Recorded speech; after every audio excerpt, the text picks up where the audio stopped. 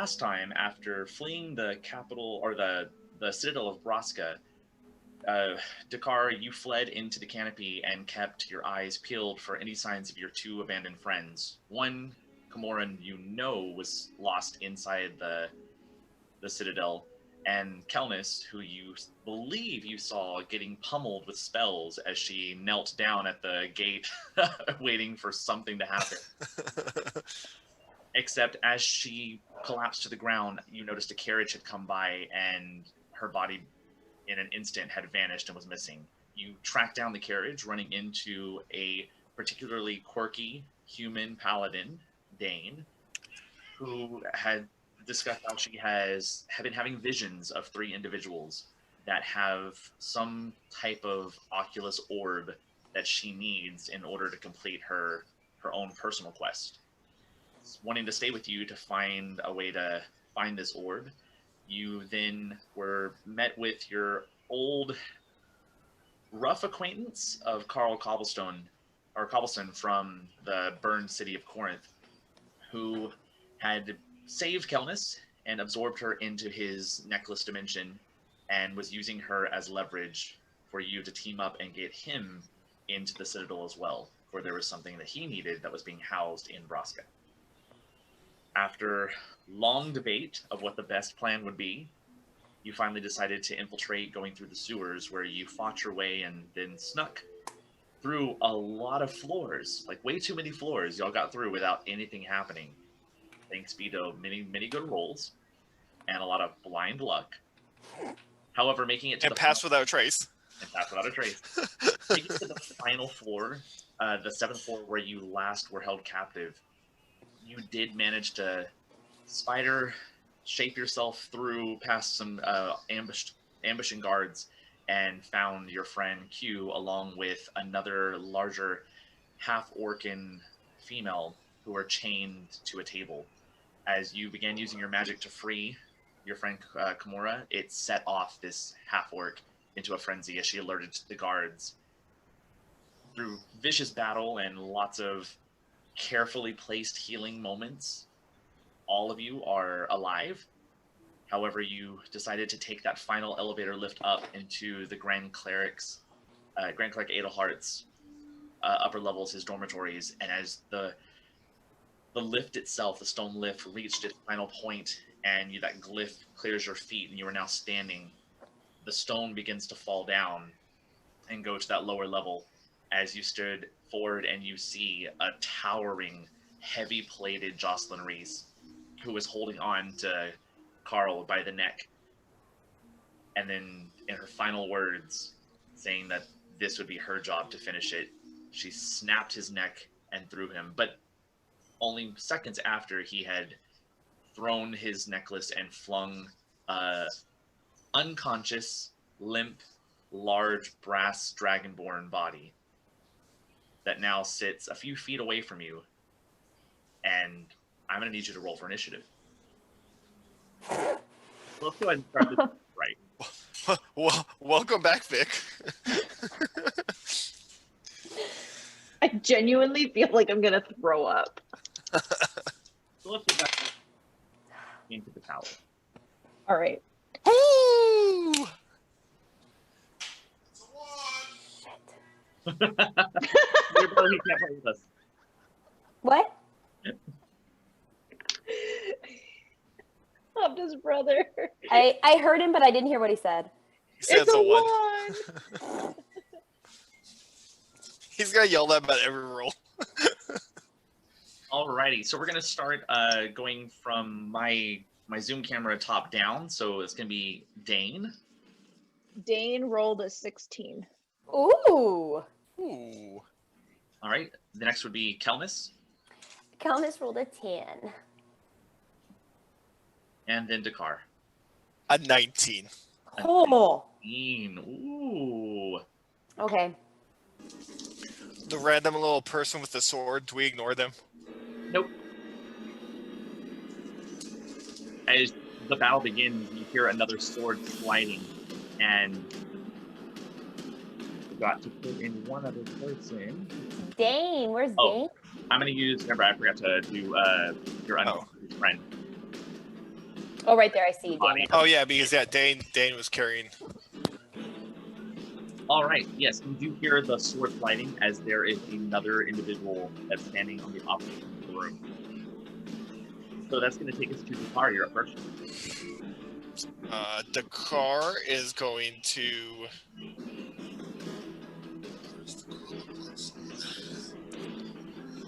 move down here and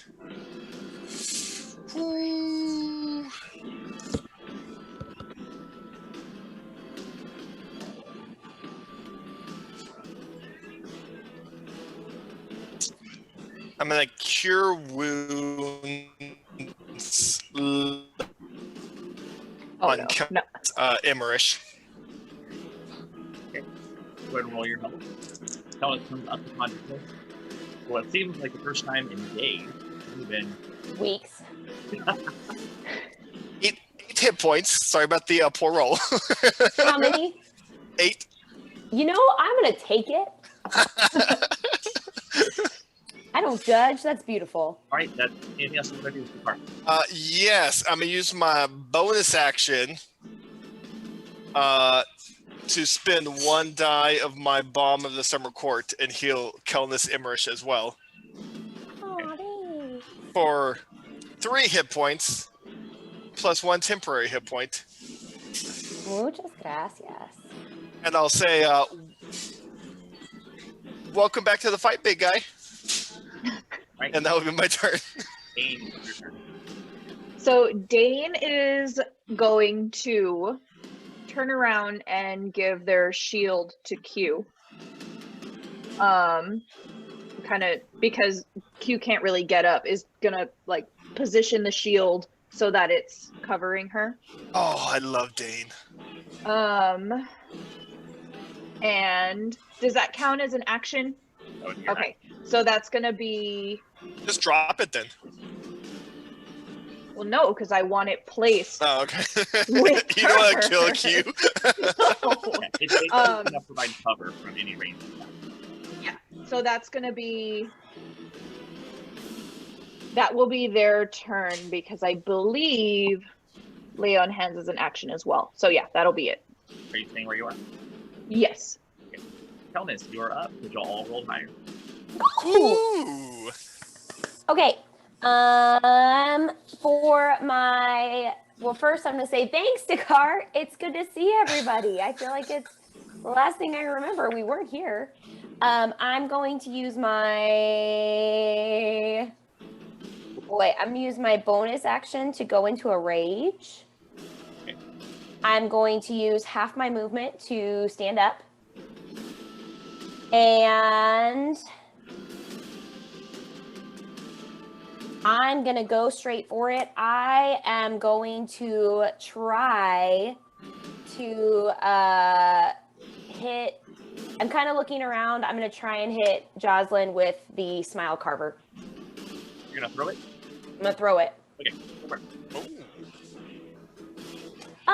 How far away is she from me? She is 10 feet away from you.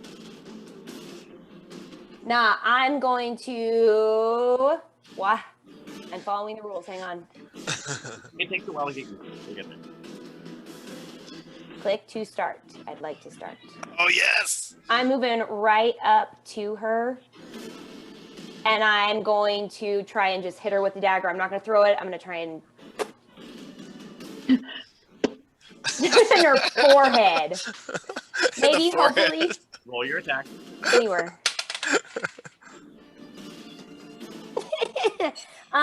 For that first attack, I rolled an 11.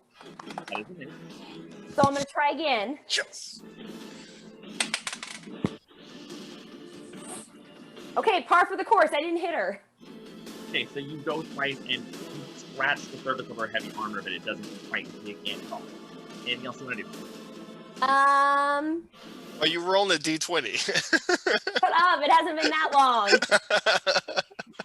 You know I roll shitty. It rolls in my family. It runs in my family, apparently. My brother does too. No, that's it for my turn. Right. The one who's in the back is now her turn as he begins to move forward around. Gonna get right here. Coming for you, Dane. And she's gonna make her 2 attacks. First one is a 12, the other one's an 8. Nope, neither one. Swings with her sword wildly and doesn't take enough to fight. And then she's going to move back. Do I get an opportunity attack? You do.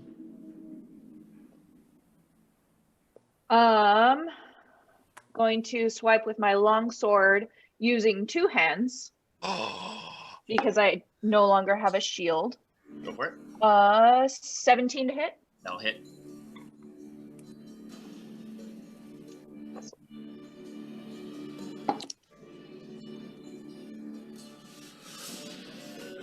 Seven damage. Alright, as you strike into her, doing 7 damage. It is now Jostling's turn.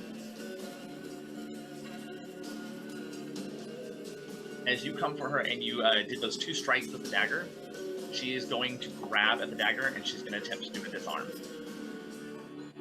So I need you to either do it'll be a dex or a strength save. Oh, sorry, a check. Just regular dex or strength check. I'm gonna go with strength. Is that's the top one? Yep. Oh, that's better. Okay, 23. 23. She rolled a natural 20, and her strength is a +2, so you beat her by 1. Woo! So she can't quite get it out, but she is going to make a run. I'd like to take an opportunity attack. Go for it. I'm gonna try and hit her with that dagger again as she runs off. 13 to hit. That is a mere 14. She makes her way up the stairs. At which point you hear that pouring her deep pain, and you look down, and there is a fast-moving precipice of that stone that's right under her. And riding it is another individual. So at this time, I'm so sorry, I actually have to. Can you turn the music down a tiny bit? It's hard to hear you. Okay, it's not just me. Okay. Oh, No. yeah, we know that. Is that better? Yeah. Yes, thank you. So we actually have somebody who's on that stone pillar riding up, but I'm going to let them introduce themselves.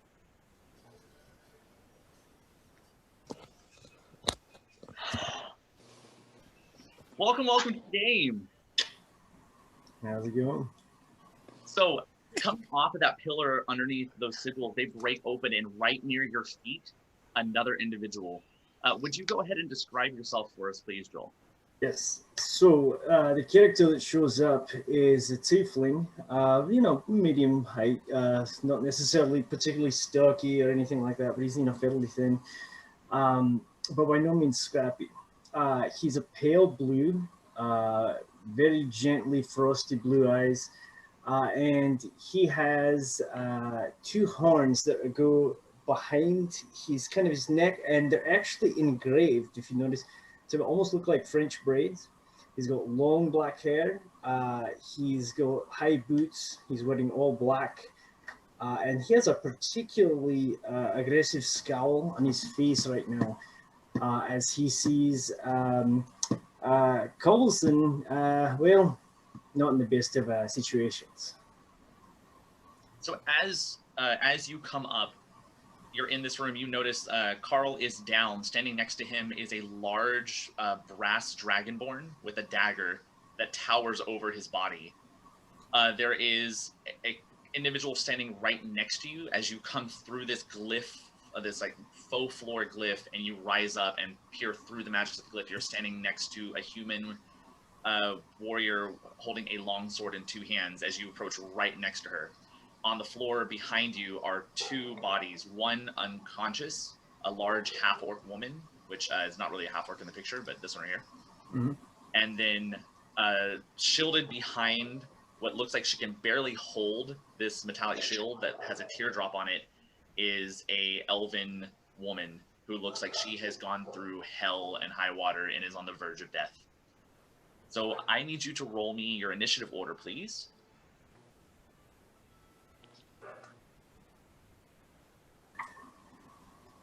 I hate you for making me feel emotions right now, Michael. And Joel, it's so good to see you. Oh my Yeah. goodness. Hold on just a second. All right, so, okay, initiative. Boom. Oh boy, that is a 11. All right, not too bad. All right, so that's going to take us back to the top of the order. Dakar, you're up. I'm going to. Is the tower itself stone? Is the tower stone? Yes. Yeah. It is? Okay. I'm going to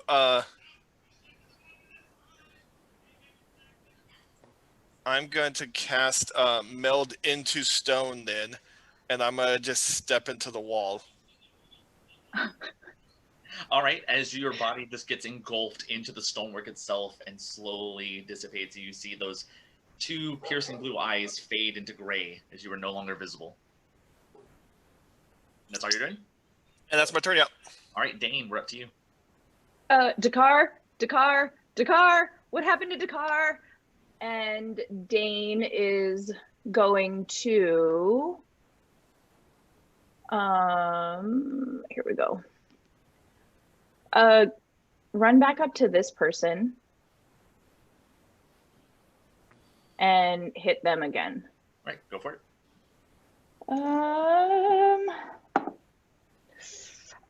15 to hit. 15 will not hit, unfortunately. Okay, going again. Oh, that's better. 21. Oh yeah, that'll do. And that's gonna be 9 damage. Yeah, as you take your sword, you swing your first time and it ducks under, it misses. You easily flip it around, take the momentum, and slash and cut across the collarbone, getting just a bit into the flesh. Okay, and that will be my turn. Okay. That's going to take us to Voxel.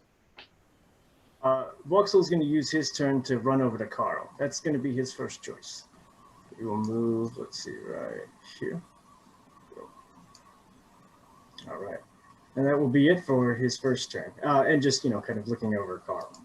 So, Kelnis, you see this dark tiefling figure that rushes over and kind of starts looking over the body. It is now your turn. I'm gonna kind of look startled and yell out to everyone, I'm going after Jocelyn, and I'm going to use my movement. Oops. Let's see. 5, 10, 15, 20, 25.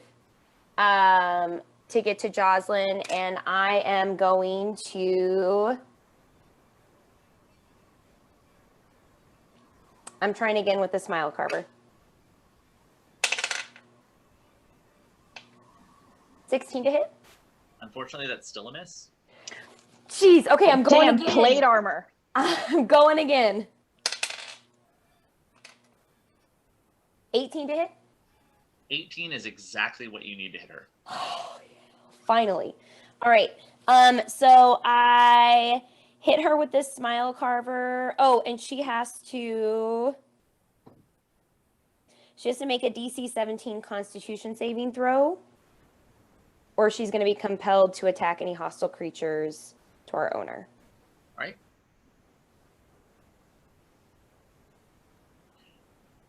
She rolled an 18. Total. Okay, so she, at the end of her turn, she can re-roll to say, re-roll her Constitution saving throw to remove the dagger. So And she did save, so she doesn't. It's not stuck in her. Oh, it's not in there at all. Yeah. So just roll your damage. Okay. Good thing it's a lot of damage. That was the wrong one. It's all gonna be like 20 damage. Not today. 9 damage. 9 damage. All right. Is there anything else you'd like to do? Nope. All right. So then the priest that you're fighting, Dane, right now, hearing those words of Kelnis yelling out, she's actually going to track and she's going to follow Kelnis and she's going to cast a web spell in that direction. So I need, let's see. Oh, no, it'll be at the start of your turn. So it's going to be a 20-foot cube. And we'll place it right here. So in that zone, it is now difficult terrain. That's going to be her turn. For Jocelyn's turn, with you coming up, she then reaches forward, and she's going to cast Inflict Wounds on you, Vic. That is a natural 1 on the die, so I don't think that's going to hit. As she reaches for you, and you can see this dark spiraling energy off of her fingertips, and she goes, and you can feel the burn before it hits, and you kind of cave in your chest, and she grabs at nothing. And that is going to be her turn. That's going to take us top of the order, Dakar. You're muted. I would like to make a perception check on what I hear outside the wall. Of what you can hear outside? Okay, you're inside a wall, so it's going to be at disadvantage. 11. You hear muffling, a brassy, bolsterous yelling voice, and then nothing. I'm gonna floor it. I'm gonna stay. Okay. Dane. Seeing this one go towards Carl, I'm gonna say he wasn't very nice, and that's probably why he died. And I'm going to keep going at the one I was attacking. Okay. 14 to hit. 14 will not hit. All right, going again. 17. Oh yeah, that'll do. Okay.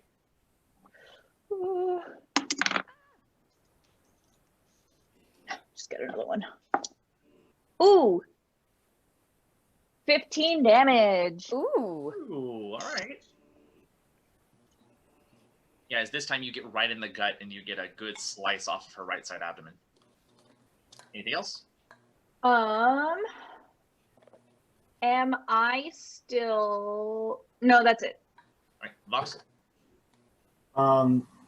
Kind of seeing the overall situation, and that seeing that Dane has had some sort of interaction with Carl, he's going to assume that the person next to her is some sort of threat. So he is going to use Eldritch Blast at this this blue guy over here. All right, go ahead and roll your attack. All right. Ooh, that is 25 to hit. Ooh. That's gonna do. All right, and so it says 2 beams. So is that two attacks in Yeah, that two case? different Okay, attacks. cool. All right, that is an 8 and a 4, so 12. All right, so you're gonna roll your d20 for each blast. Oh, sorry. Okay, So the first and one was 8. You did 8 damage, and then roll your d20 to see if your second one hits. that second one is a 13. Okay, that one unfortunately does not Okay, hit. cool. But the 8 And- will make contact. And that'll be it for right now. All right, that's gonna take us to Kelnis. Okay.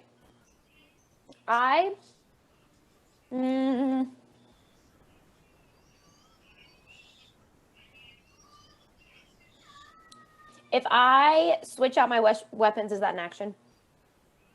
Which weapon are you going for? I'm gonna go for my battle axe.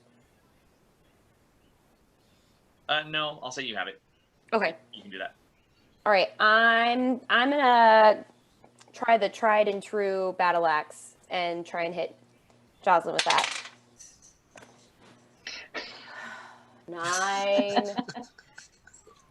Gonna try again. God, 12.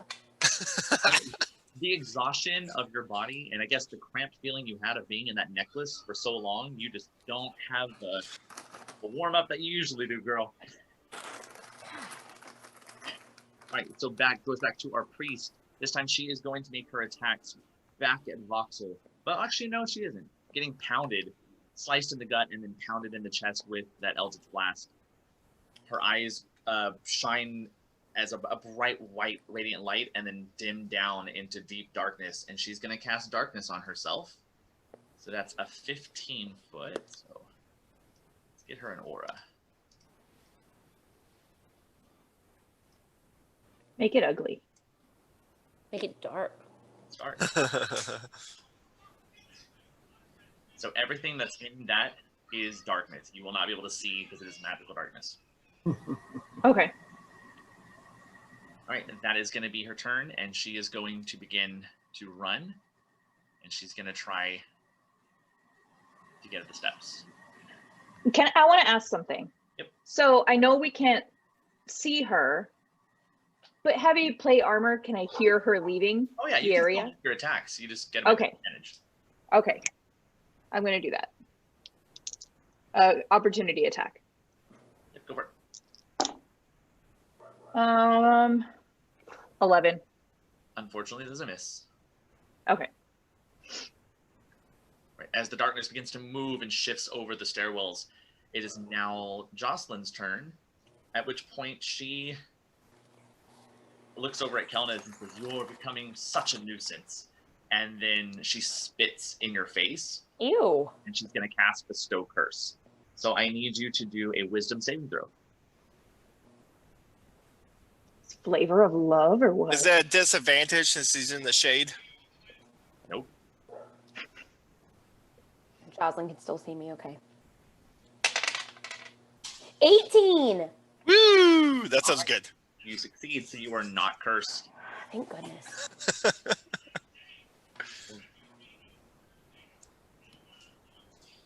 And then she's actually going to jump down into the darkness. Can I take an opportunity attack? Yes, you can. Is it at... Advantage.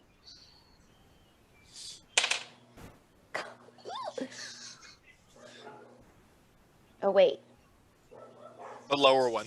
I know. I had to do math. 16. Oh, okay, it was a bit. So you swing and you hit the wall, but she jumps down, and you hear a thunk as you hear metallic boots and glaives hit across the floor. That's going to take us back to the top. Descartes. I will like to make another perception at what I'm hearing. 16.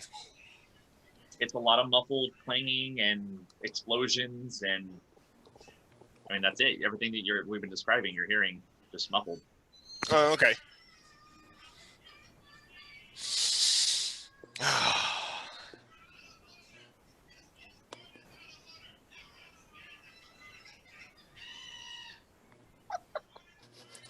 You watching Tom and Jerry or That's my turn. That's too much talking for Tom Right. and Jerry. Dane. So Dane is actually going to go back to Q and lay some hands. She's going to give Q 10 lay on hand points. Okay. And that will be their turn. All right, Voxel. So Voxel, being a special type of tiefling, has something called Devil Sight. So he can see in magical darkness and regular darkness. Voxel, still kind of looking at Carl, kind of looks up, eyes rolls. And he is yet again going to cast Eldritch Blast upon this creature trying to flee his sight. Okay, this creature is in melee range, so these would be at disadvantage. Ooh, oh yes, ooh, good point. However, the other one is a way where you could strike. Actually, I'll use Toll the Dead on her. On which one? On the one that's fleeing? Yeah, the one that's fleeing. Okay. So it's a saving throw 14. 17 on the die. Oh, right. Ah, balls. Nothing happens, I believe. That's it. That's it. All right, Kelnis. In a world of darkness, you stand alone. Okay. So can you just clarify a little bit? So, right, Jocelyn jumped down from where I was, right? Yes. Okay. However, you cannot see that she's jumped down. I can't see much at all, can I? Nope, it is a like blanket of darkness that you can't pierce through. Okay, but I heard her. So I am going to, in the direction that I have heard what I think is Jocelyn jumping down and clanking or Okay. Yeah. down, I would like to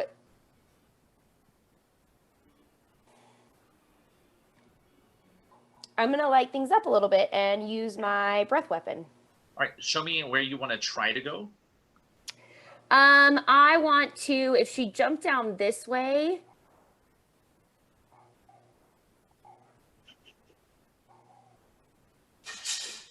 You're gonna kill the half orc.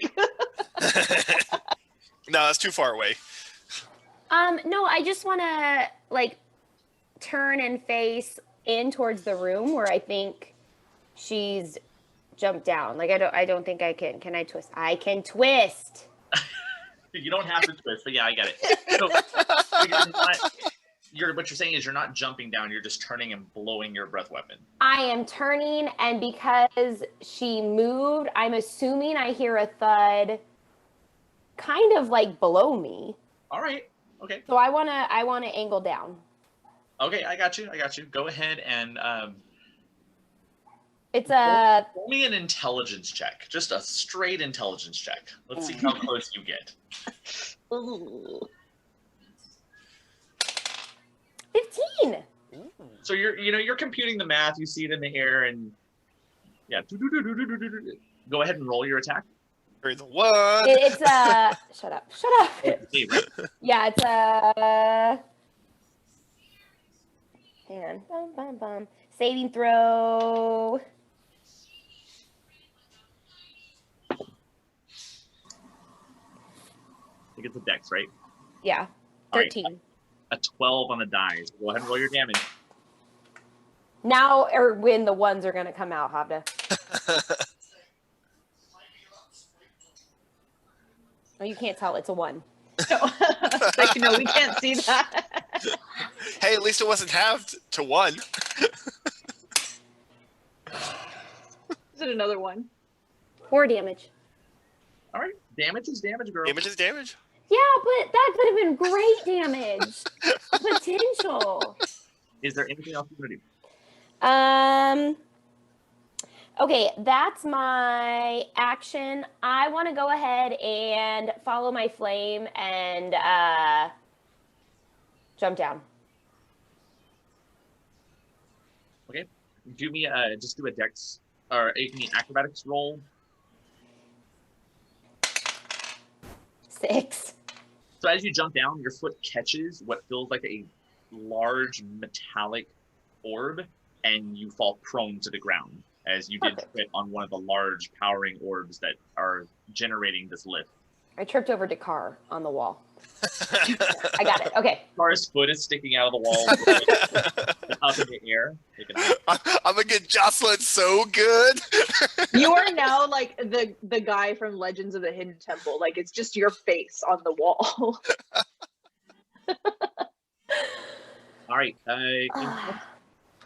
Nope, that's my turn. All right. So it's going to go back to the priest. I just realized that this web spell is gone. So she's actually going to run forward, and the darkness is going to shift. Would that Her attack at Dane. trigger an opportunity attack as she's running by? It would, actually. Yes, it would. I'm going to use a dagger attack on that. Let's see if it hits. Get him. That's a 12. Unfortunately, it is a miss. You hear a clink, but there's no blood. You make contact, but Tink. Little tip. So the two attacks are going to swing at Dane. First one is a 20. Yeah. Second one is a 17. Yeah. All right, so both of them are going to hit. Ugh. Oh. So that's 5d6 per attack. Oh God. Oh God. The first attack. Ooh. It's 5d6 per attack? Yeah. So you have You 18, mother. you have 18 on the first attack. All right. For the second one. 19 for the second one. Poison damage. Yeah, Oh, they're down. All right, so Dane goes down.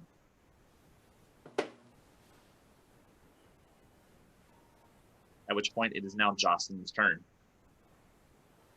You hear a laughter coming from inside the darkness. Jocelyn is going to try to inflict wounds on you once again.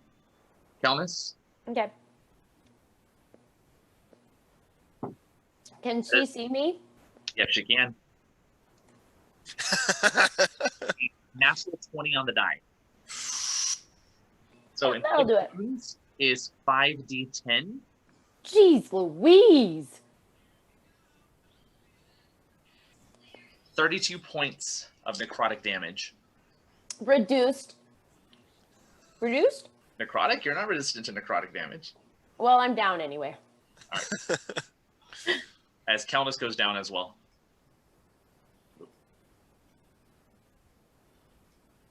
That's going How's to that wall, Dakar? back up to the top. Right? Dakar. I'm gonna make one more perception roll. It's because he's gonna leave us, Cat. Keep 11. No. Dakar, keep in mind, that is your action to perceive. I know. Okay. I'm sorry, I'm playing it right. Oh. 11. 11. Just a bunch of noise and a bunch of clanging, buds, laughing. All right, that's my turn. All right, going to take us to Dane. Save and throw, please. 11. All right, so that's a success. One success. Voxel. Voxel's going to try Eldritch Blast at this armored character. Is it Jocelyn? Yes. All right. Let's see. Eldritch Blast. And I'll do the 2 attacks. So first one is a, let's see, that's a 16. Is a miss. Oh, man. And, ooh, an 8. Nothing. As they both fly wild and just slam in different directions. Besides again. Calnus, I need a death saving throw.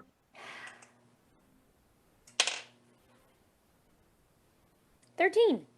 All right, so you have a success as well. That's going to take us to the priest, who is going to move forward and make an attack at Voxel. Voxel, that is a 17. That hits. Hits. Okay. That is 5, 10, only 10 points of damage. Second attack is also going to hit. That's a 19. That hits. Doing 12, 13, 14, 20 points of damage. Oh, Oh my God. yikes.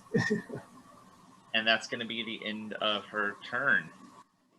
That's going to take us to Jocelyn, who's going to move over. And she's actually going to start inspecting the bodies. As she kneels down and she's closely going over each body. That is her turn. Takes us back to the top. Dakar.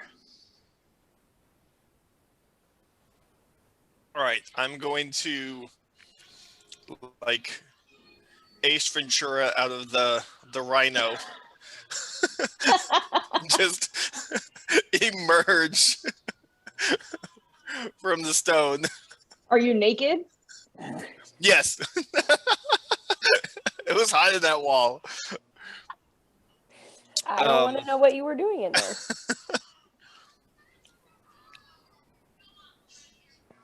And I'm guessing I don't see anything. You see a big orb of black in front of you. Okay.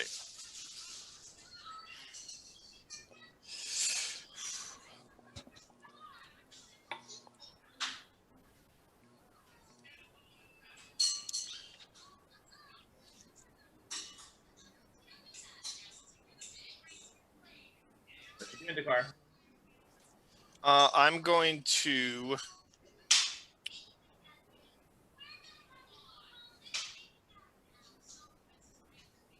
I'm going to move 5, 10, 15, 20, 25, 30. Just as much into the light as I can. And I'm going to ready. When you meld into the wall, where did you exit out of? Where I went into. Okay, so right now you just went up a couple stories and you're up in the staircase, so you can't go upstairs. So like right there?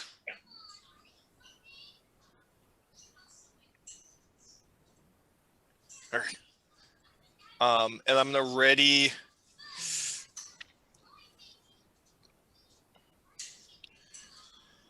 I'm going to ready a sacred flame for anybody who comes at me. And that's my turn. All right, that's going to take us to Dane. I need another saving throw. A 2. All right, that's one fail.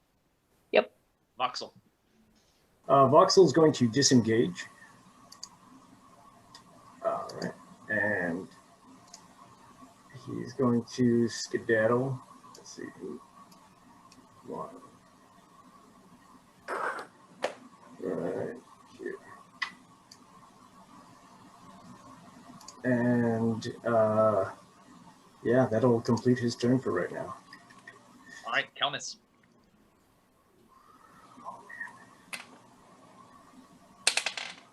Seven. All right, that's a death save on yours, a death spell on yours as well. It is now the priest's turn. The priest is going to continue to follow you, Voxel, since you're the threat that's in the room.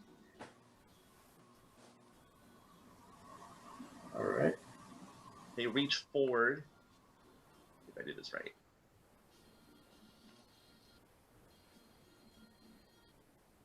Yeah, so as they reach forward, there's this green light that begins to emanate out of the hand, and she's going to cast Ray of Sickness on you. Can I counterspell that? Absolutely, you can. So you use your reaction to counterspell. The hand glows, and then there's like a green tint that goes across your face and on her face, and then you just smile as it disappears back into black. Ooh. Jocelyn has just gone over the body of Narande, and then begins to move forward and looks, and you can see this hesitation as she goes and puts her hand on top of Q. Q, do you have a reaction?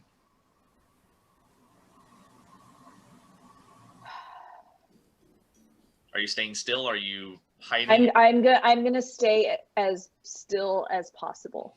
Okay, so either do stealth if you're just trying to stay still, or if you're trying to play dead, then do a deception check. Okay. I'm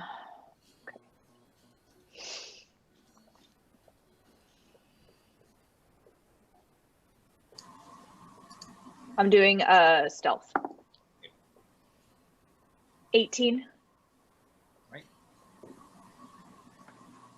As you see her hand kind of goes over the shield itself, and then she pulls back, and you have no idea what's going on. You just feel the shield itself moving away from you, and that's her turn.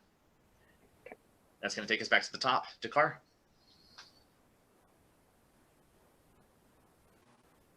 Unmute yourself, Dakar.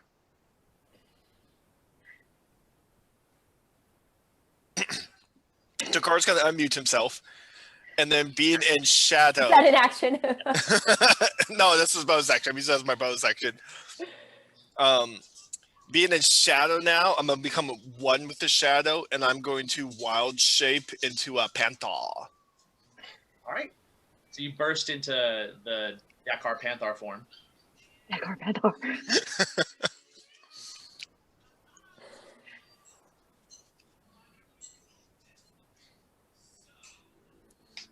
And Would smelling be an action or a bonus action? What are you trying to do? I'm trying to smell for any prey in the area. You're doing another perception check. That's all it is. Okay. Is that what you want to do? Yes. All right, then do it.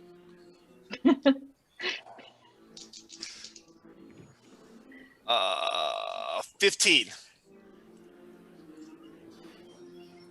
You smell lots of different scents, some that are familiar and some that are not. Okay. Do I have a good sense of where the unfamiliar ones are? I'd say you have the directions, but you don't know Okay. how far or where. I gotcha. Okay. All right, That's my turn. give us another roll.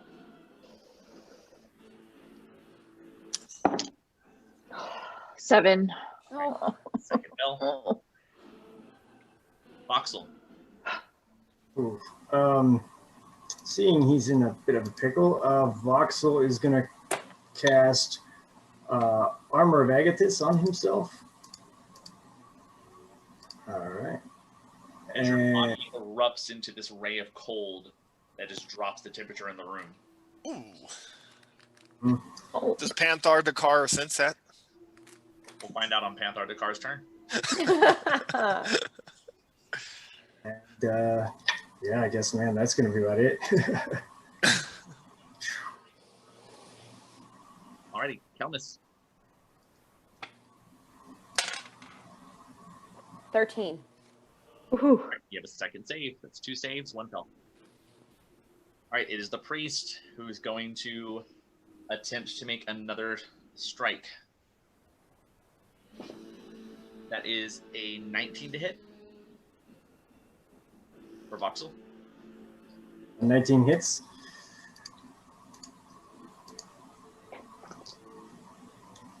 Not bad on damage. It's only 7. Okay, 7 damage. All right. And she will take damage as well.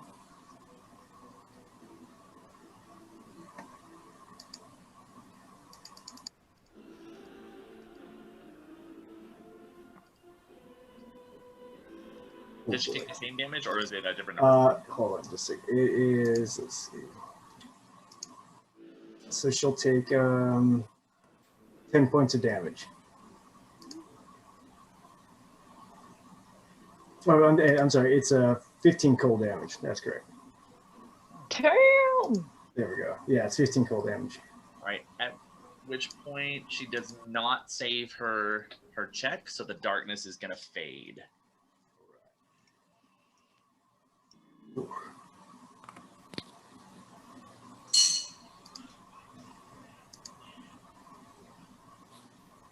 Alright, so everybody can see everything in the room now. Hooray! Woo! Point it fades in. Everybody's dead.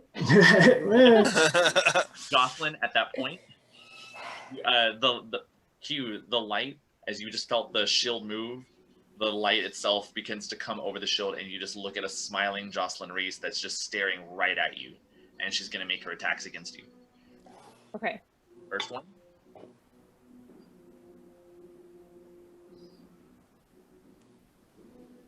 That is 17. Let me ask you this. Does she get any benefits from having the shield? +2. Okay, then no, it doesn't hit. Okay. Second attack. Actually, no, she only gets 1 attack. So, yeah, doesn't go. She swings, and the shield comes back up, and you just deflect it off. Okay. That's going to be her turn, which takes us back to the top. Dakar, you can see. And yes, you can feel the air has chilled. And you can smell. So Dakar Panthar is going to go running in a pincer motion and pounce. What is that? It's like a pincer rope. Yeah, you just whoosh, like pincer. Dakar Panthar is gonna pincer. So I'm gonna run around and pounce on Jocelyn from this direction. Okay. Let me see.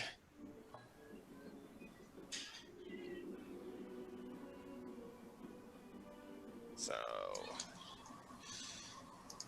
would I be at advantage since she's definitely engaged with Q? She's yeah. I'll let you have it. All right.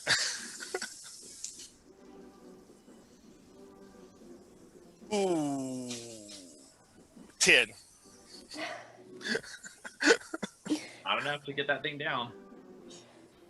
That was at advantage? Yeah. I must have countless dice. Yeah, you do. How'd you get them from Cat's house? Anything else, Dakar?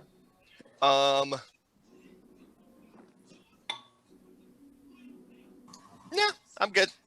All right, Dane. Growl. I'll growl. Can I growl with my bonus action? Of course you can. It's a free action. Roar. All right, Dane. Your final moment. Hopefully it's not my final one. It's a nat 1. Oh no. The teardrop shape of the shield had that iridescent pearlescence kind of outside exterior to it, and as you fall and your last breath caves in, there's those small tears that fall out of your eyes, and as they fade into light, the opalescence of the shield fades as well. And Dane is sadly no more. No more. Oh. Oh no. All right. But I wanted to make the choice. you got no choice now. Oh man. Voxel, seeing he's in a bit of a situation, is going to reach into his bag and throw back a potion of greater healing. Okay. All right. So it's in. It's 44. Just a second. Yeah.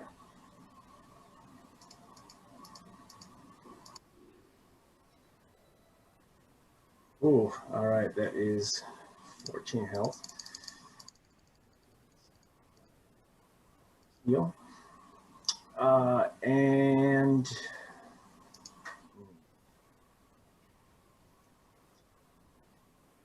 Wouldn't he follow the same rules we do for the potions? do you guys just max it out? Oh yeah, I didn't even think about that. So which level did you do? What? Oh, is potion of greater healing?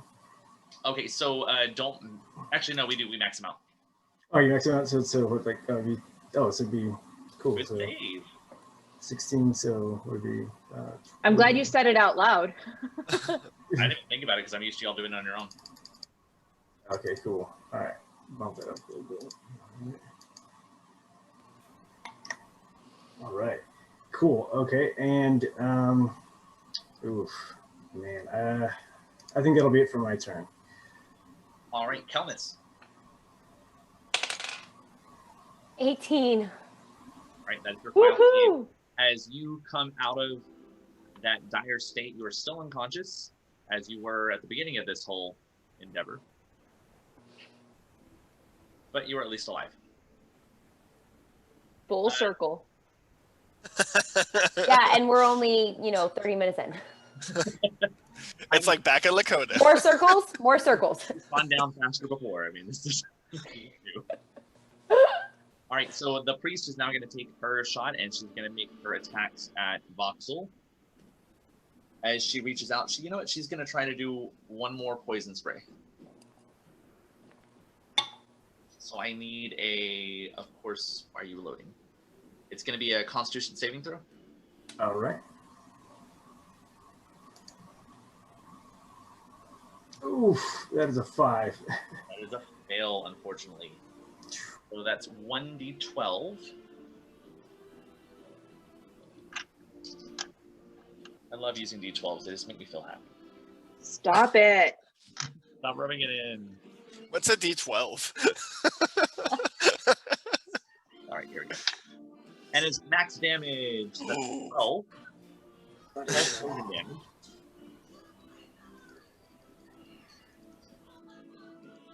All right.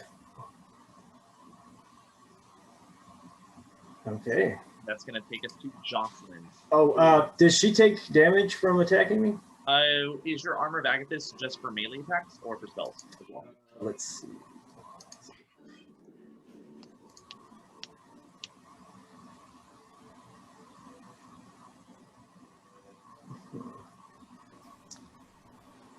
Melee attacks, yeah.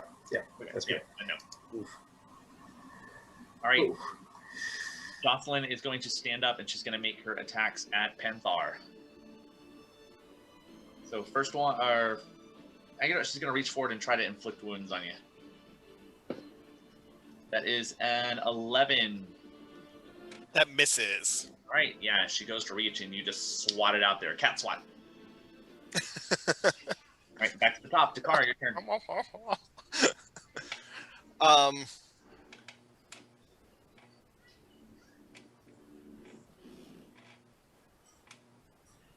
Well, I'm just gonna try and bite her hand while she's reaching at me. For a second, I forgot you were a panther.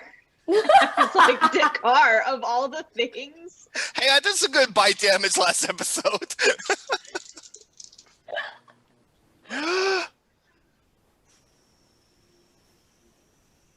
11? To hit? Yeah. No. That's my turn. All right, that's going to take us to Dana's gone, sadly. So, Kimura, did you want to do anything? Yeah, actually. So Q, with the hand that she is not using to hold the shield, is going to reach in the nape of her neck, kind of where like her braid starts, and pull out a bead of force and throw it at Jocelyn. So she needs to make a dex save.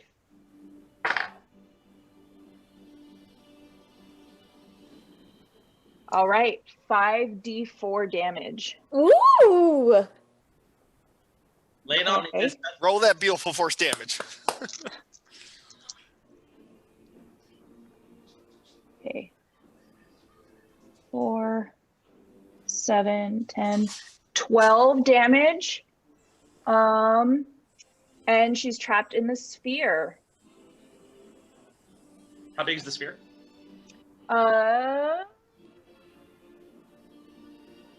Sphere of transparent force. It might just take 5 feet. It doesn't say. Okay. I believe it has something to do with it pushes people away from it. A sphere of transparent force that encloses the area for 1 minute. Any creature that failed the save and is completely within the area is trapped inside the sphere. Creatures that succeeded on the save or are partially within the area are pushed away from the center of the sphere until they are no longer inside it. So if I threw it at her... It would still erupt. I need to know how big it is. Oh, 10-foot radius. So the car, I need you to make a saving throw.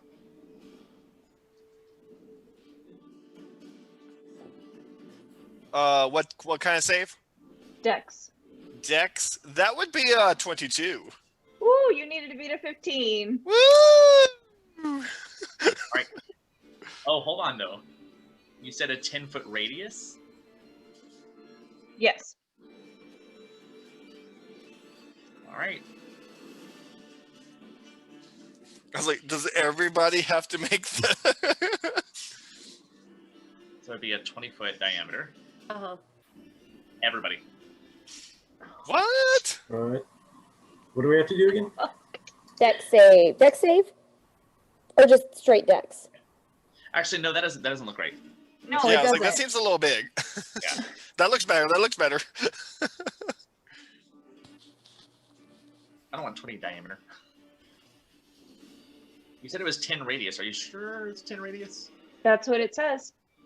Each creature within a 10-foot radius of where the bead landed must Math teacher, what would a succeed. 10-foot radius be in diameter? There we go. Got it. Oh, Okay. That's basically where we're going. So, Q, make a save.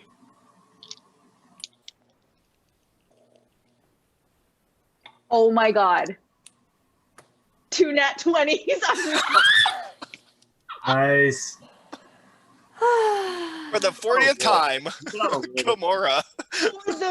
the 5th time. So, Kimura, you get jutted out and pushed away. At the same time, Dakar, your body gets shoved out. However, the bodies of your fallen friends stay within the sphere. Right, but yeah, Jocelyn is trapped. Anything else you want to do, Q?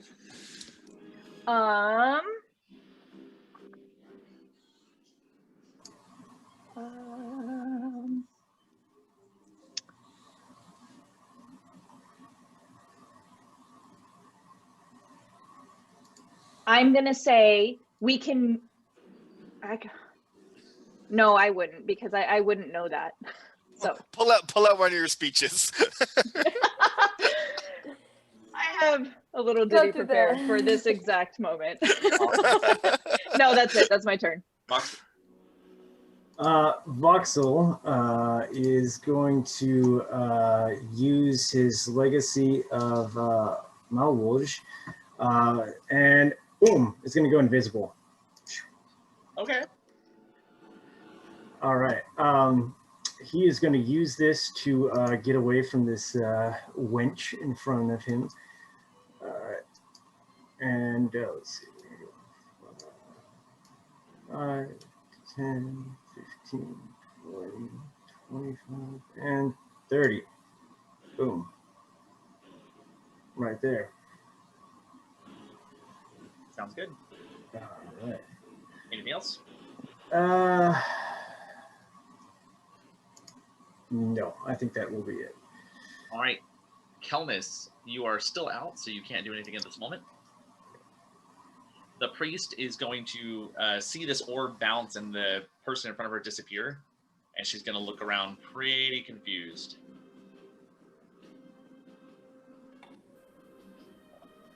And she's going to move towards Q. At which point she's going to reach out her hand.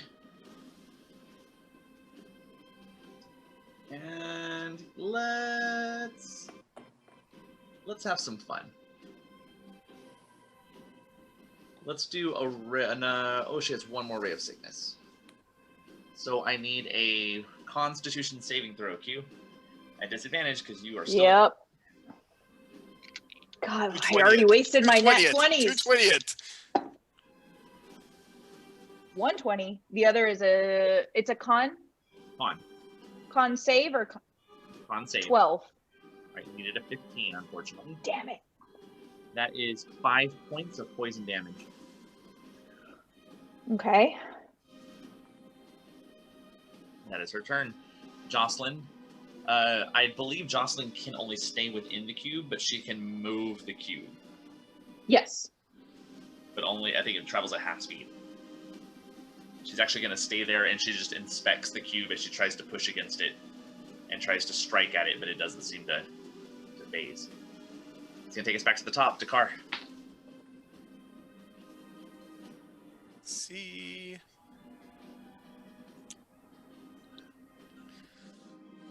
The car is going to go into a raptor position, and he's gonna run around this way and pounce at the priesty person from behind. Okay. And hopefully hit an advantage. That's better. What do I add? Numbers. 15. 15 is unfortunately a miss.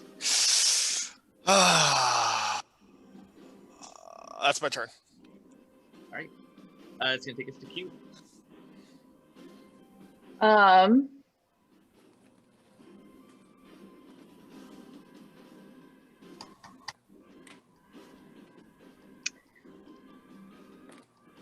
Q is going to try to swipe at the ankle of the person who's right next to the. Right.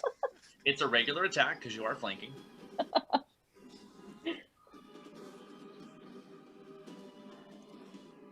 I believe it's 13.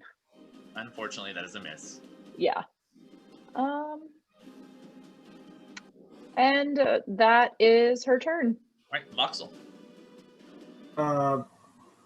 This cube, does this block everything from going in, or is this just preventing Jocelyn from escaping? You can find out one. Yeah, that's a good point. No, if possible, I'm going to take one more shot at the priestess using my eldritch blast 2 times. You would have to move a little bit to get a clear line of sight. You think it to the side or where boots? Are you talking to the up one or? You just need to have some way to draw a straight line without passing through the. I got you. Shoot. Horse cube. I mean, you Circle. can try to shoot it from right there. It's just there's a chance that she might have some cover from the orb. I'll try it. Why not? I'm just gonna. Yeah, we'll see. All right. Then you find out if you can shoot through the orb. Exactly right. Yeah, we'll learn. So let's see. First Eldritch Blast. That is a nat 20 for 26. Okay. Q, can he pass it through the orb? So it says nothing can enter the orb. DM, it's your call. Well, no, that means no spell can go through. However, he does have line of sight, and with the extra 2, you would still hit. So roll your damage and double it. Or was it natural 20, or was it just a... No, it was a nat 20. Oh, yeah. Roll your damage and double. So, all right. Okay, let's see. That is a 26 damage. Oh! Woo! And that's one attack. So Just to again. clarify. if you could destroy her in one attack, how would you do it?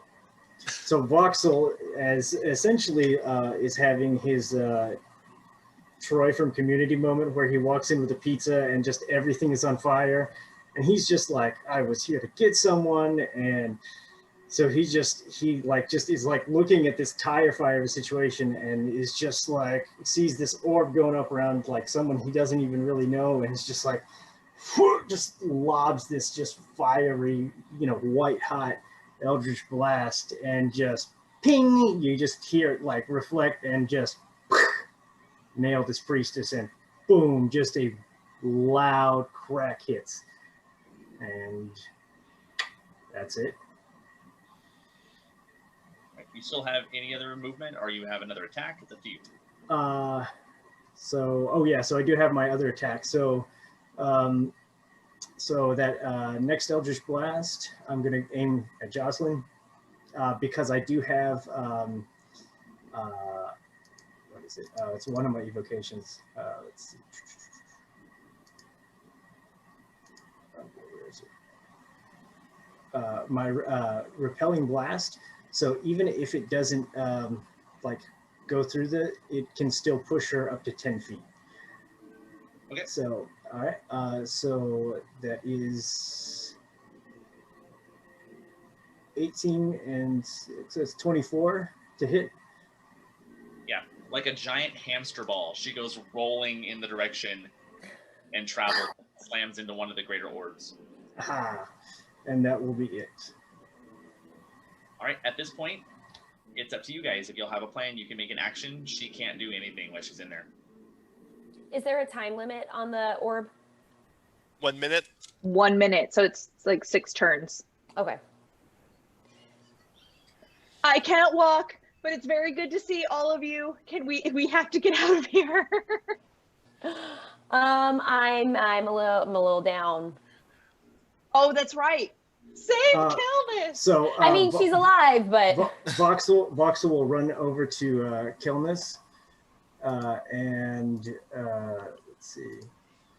We'll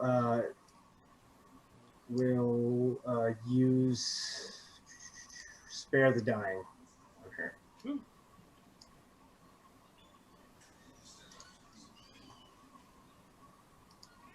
Okay. So yeah, all I have to do is touch her, so she should come back. She doesn't come back to life. She was No. already stable. Spare the she Dying was. just stabilizes them. Oh, okay. Then I will take out my last potion, crack it open, and just lob it in there. Okay. Another greater? Yep. Okay. And that will burn up all my potions. All right, this is all your free time. We are not in combat technically, so feel free to move. Dakar will Panthar back to Dakar, and I'll scoop up Q. Okay. Is there a way Ooh. out from all the way up here? Or do we have to go back the way we came in? I mean, we could go back the way we came, or we could just dive into the water below. I Okay. mean, hi, new person. Thank you for the Oh, potion. I'll swap. You actually Oh, don't. is he with you guys? You He's don't with you actually guys. see him. You see a bottle floating. Oh, Oh, okay. It's still right, you're invisible. invisible. Okay. Count this Yeah, your you guys magic brought now? a whole army. Y'all, You I'm brought I'm the up. armor person. You brought Carl. You brought that weird thing with the horns. Left, but I love you guys. I wouldn't let anything happen to you. Hi, Dakar. Hi, Voxel Q. is going to search Carl's body again. All right, go ahead and do an investigation check.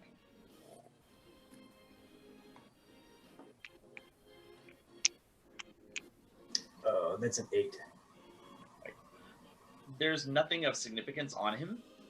He's wearing very simple garb that's pretty soaking wet at this moment.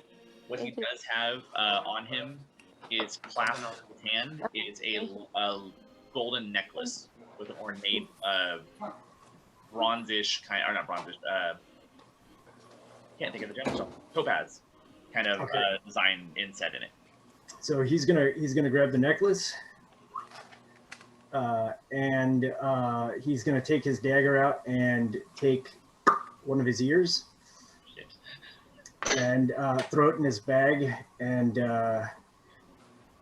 he's also just going to carve just a symbol on his, like, just kind of around the heart area, and is, as he kind of carves this in, he's going to put the dagger like right directly over the heart, and then just like utter a prayer and boom, right straight to the heart. Take out the dagger, kind of just like clean it a little bit, and just say, which one of you fucking idiots killed Carl? Was it one of these fucking wenches, or was it one of you? This one You was see supposed this? to be fucking mine. Fucking mine. It wasn't me. Do we see this? are you still invisible? Yeah. He forgot that he's invisible, so you just hear this like angry voice, and you see a floating dagger plow, just like plow through this, and there's blood everywhere. Well, It the wasn't dagger me. just killed him. But we need to get out of here, but I don't think I can swim at all. But we need to decide quickly, because I don't think this is going to last very long. Well, can we roll the person this voice is looking for, like, off the side? So is this like an open tower, or how does that It is work? not. So you are in the lower level of the upper dormitories. Mhm. There's still rooms higher than that. Oof. There's no windows in this? There are some like cut out almost just for lighting purposes, but nothing that's like a walkway where you could get out.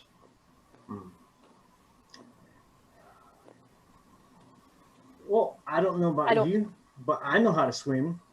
And frankly, I've already lost what I came for. So either you can join, or you can all politely fuck off. But I've got to go.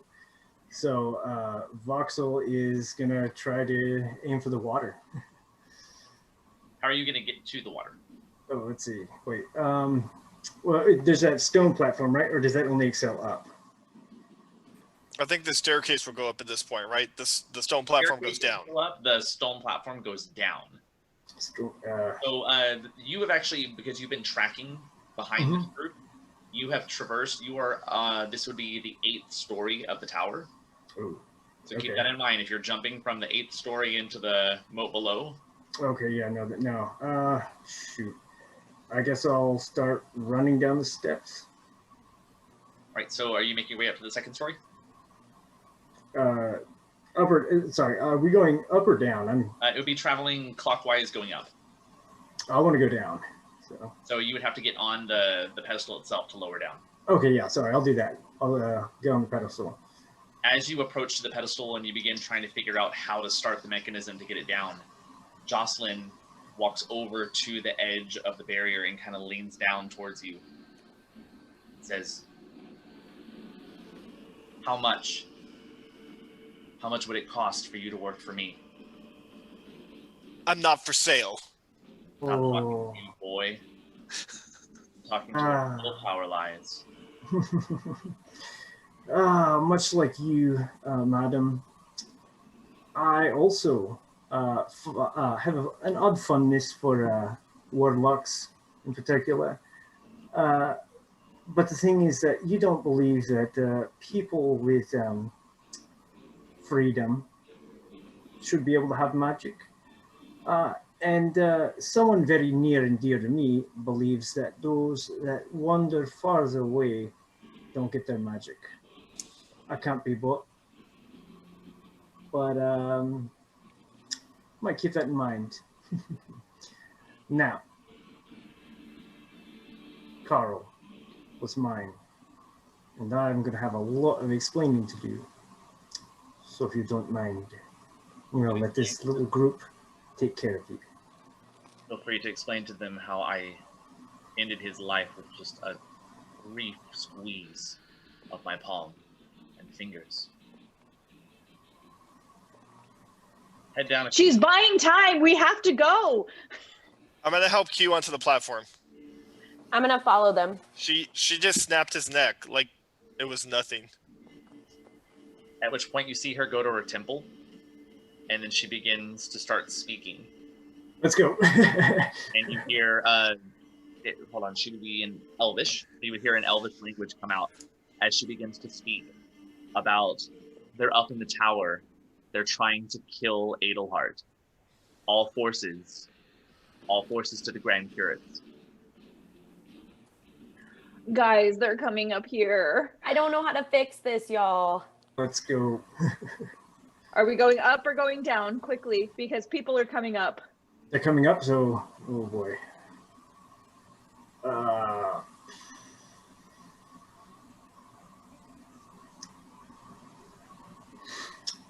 I'm gonna use my last.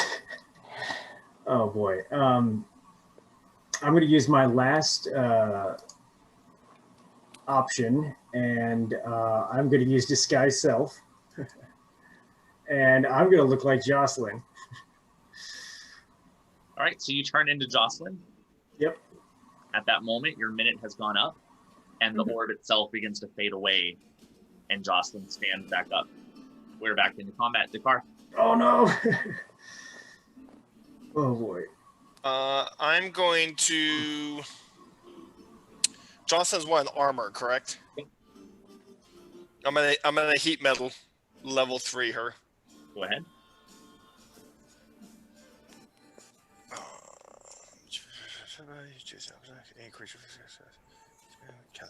Spell. So at a higher level. Woo! 15 heat metal damage.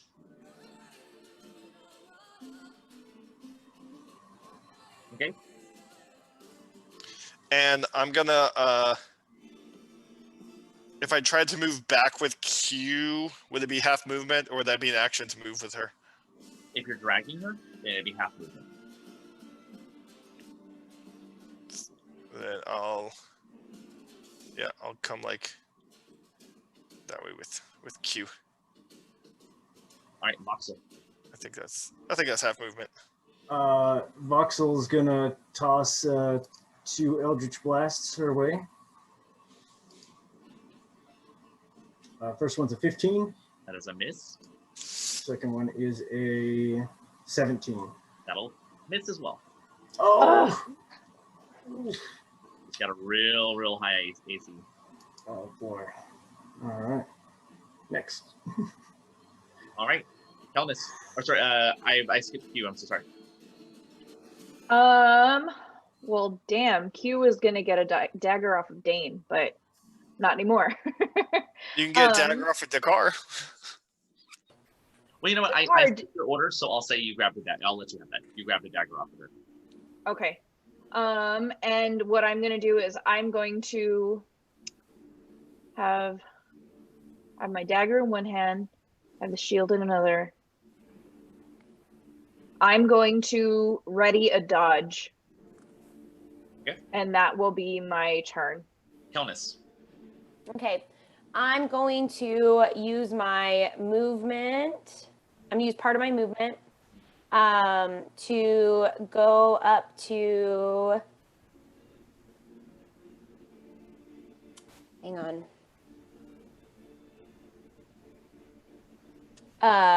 Half my, or part of my movement. Hang on. 1, 10, 15.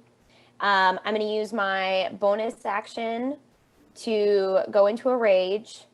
I'm going to use my storm aura to, give Q and Dakar each 3 temporary hit points. Ooh. I'm back to Tundra, y'all. Is your range 10 feet? Yep. All right, so you also could give Voxel if you'd want. Sure. Absolutely. You get Seems temporary hit honest point. enough. You get temporary hit point. How many is that? 3. All right. Hey, hit points are hit points right now. Mm-hmm. Life is Okay. life. I'm going to 5, 10, 15, 20, 25. I'm here by Jocelyn. I'm going to see if I can hit her with my battle axe. Okay. That sounded good. 18. That is exactly what you need. Okay.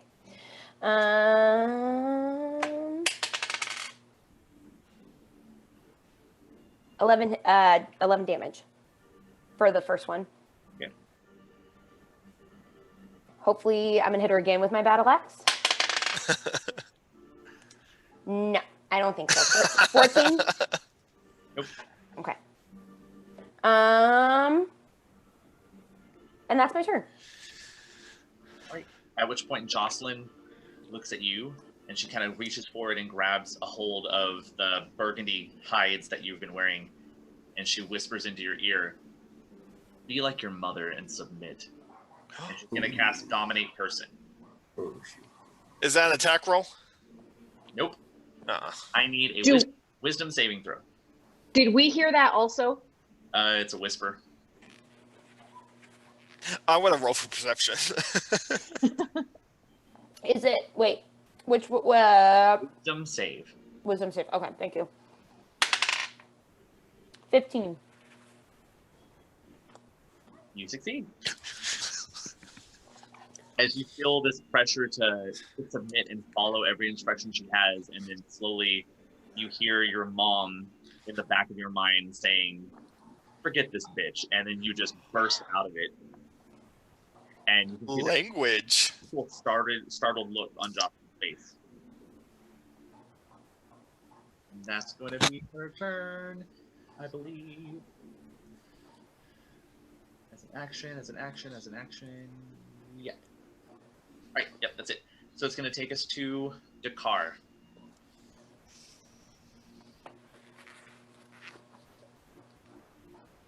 So I am going to...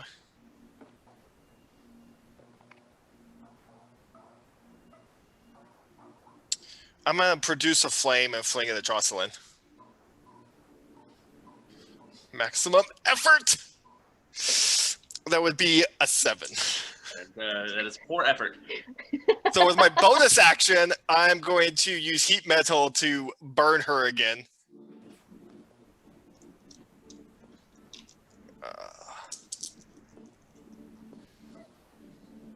I mean, that's piss poor effort.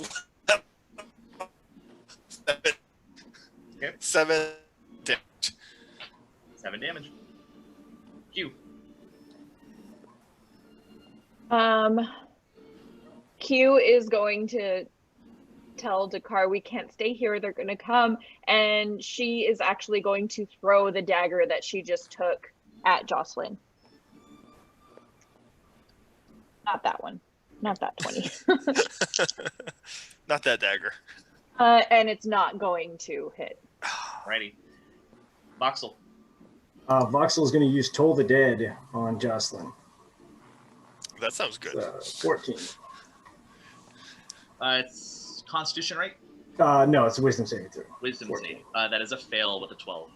All right, and she's already taken damage, so she will take 2d12. All right, so let's see. Don't roll ones like I did. I know, right? 10 damage. Not terrible. Damage is damage. All right. And yeah, that'll be it. Wellman. Okay. I'm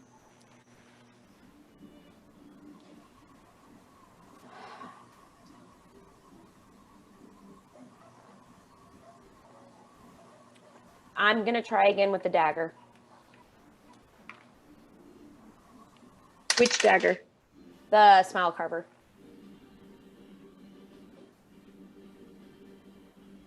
$15. Unfortunately, no. Trying again, last time. 20, not nat. All right. Yeah. Go ahead and do your damage. It's a...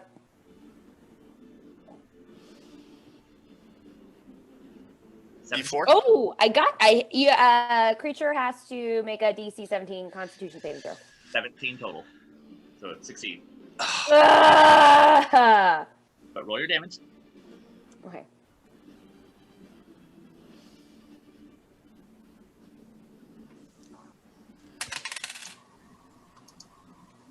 $11 damage.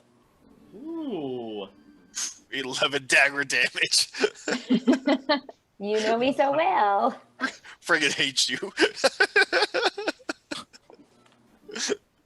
Anything else you want? That's all I can do right now. Alrighty. At which point, you see you stab, and there's this weird look as she's getting a look at the dagger you're stabbing with, and this fear kind of brushes across her face, and she jumps back, and at that moment you see the familiar body of Nerande on the floor for the first time. You've not actually been paying attention. And she jumps back, and the wall itself opens up into a purple portal, and she dives through the portal and disappears. And reappears on the stairs up above. Oh. That was her action.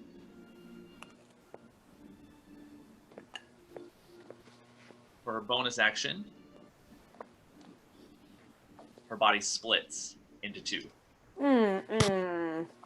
Mitosis! No, thank you. That's going to be the end of her turn. Dakar. Are they both glowing? Like the heat metal? Yes, they are. Okay. Well, let's see, it'll be half movement. So I will drag Q down this way with me. And I will send a guiding bolt at that one. Okay. And that misses. So I will use my bonus action to heat metal. On which one? I mean, it'd be whichever one I cast it on. They're both shining. Which one?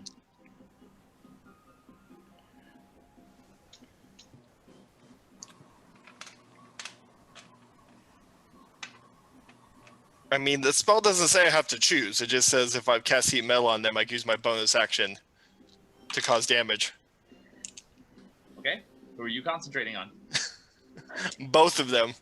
Can't concentrate on both of them. Decarb, just pick one. The same Hovda, one. just pick one. 14 damage. Okay. Yeah, that's my turn. All right, that's going to take us to Q. So Q is going to tell Decarb, give me another dagger. And then she's going to ready a dodge. All right, that's going to take us to Voxel. Voxel is going to lob an eldritch blast at both jostlings. Okay, so roll for the first one. All right. Say it's going at this one. That is in new. That's a non-natural 24. Okay, roll damage. All right. How would you roll a That's natural 24? So it's 18 plus 6. So that was a 5, and that's gonna knock her 10 feet.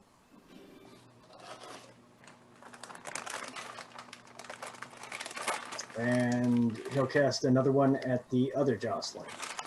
Let's see what that. Oh, nope. That was a whiff. Just a bit outside. Just hits the wall next to it, and he's just like, oh.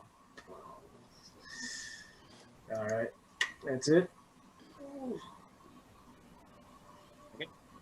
At which point it is Calnis's turn. Okay. I'm going to use my movement to 5, 10, 15. Get here. I'm gonna use my bonus action and give each person 3 temporary hit points.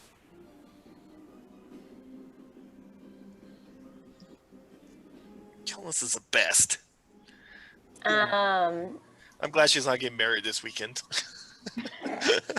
You can't get married twice. Well, you can. I am. You're literally I'm going to. Sorry, it's my bad.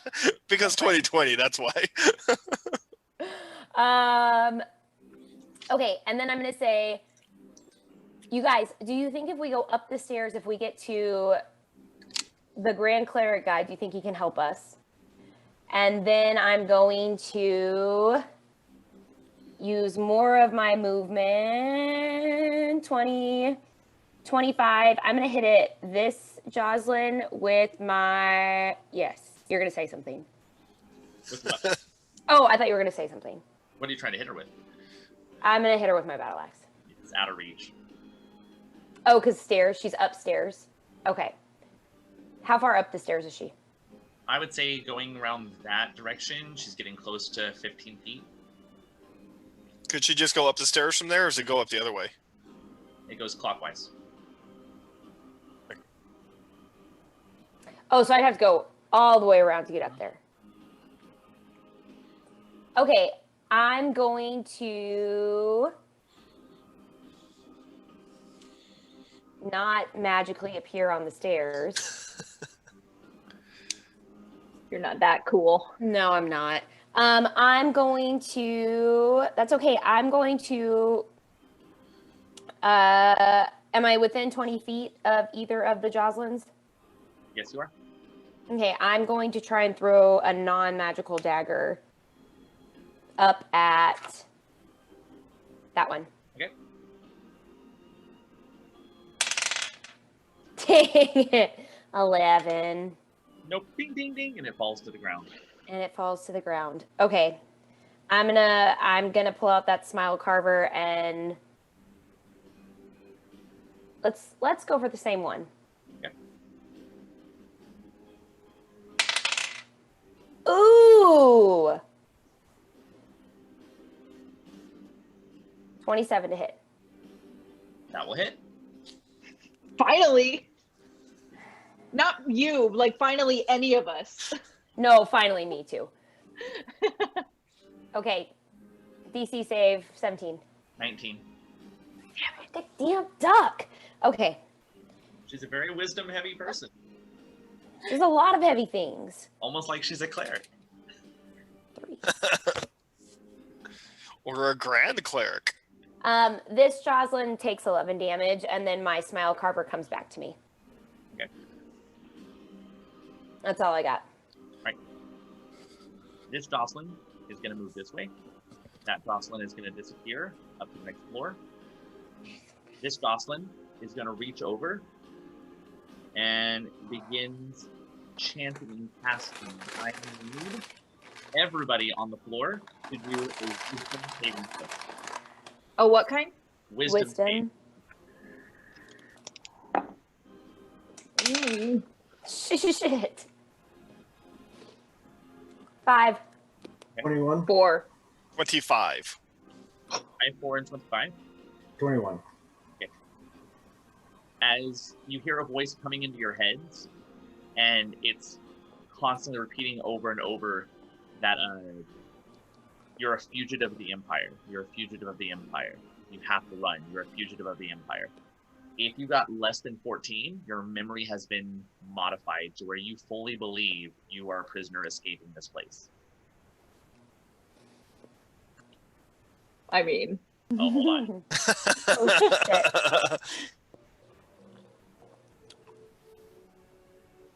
If you got higher, nothing has changed.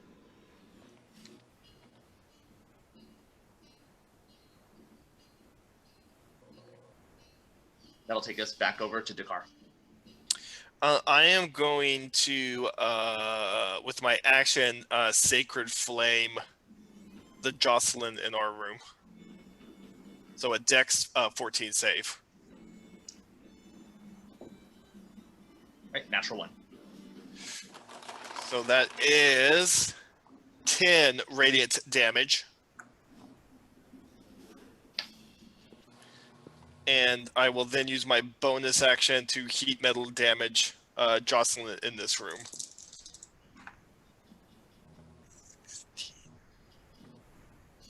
19 damage. Yep. And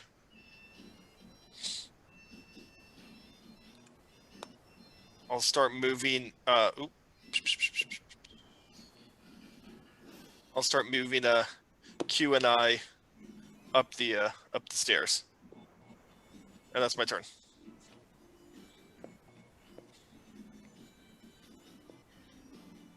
Q, it's your turn.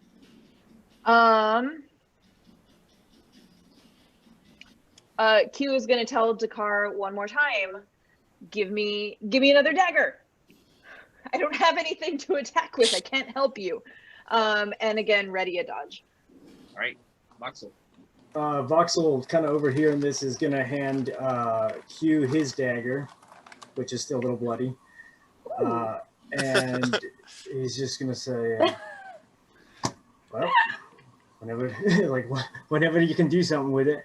And he's going to lodge another 2 eldritch blasts at Jocelyn. First one is a 13. Second one is a non-natural 20. All right, and that is awesome. 4 damage, but it is going to push her 10 feet since there's a wall. Does that do anything? Does that pin her against it, or? It would just slam her in, but it's not. It wouldn't add damage unless the spell cycle. Okay, cool. Yeah, that'll be it.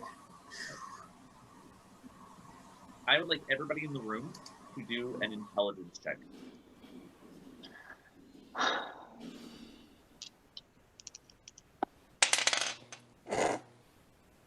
Five. 13. 3. Ooh, 17.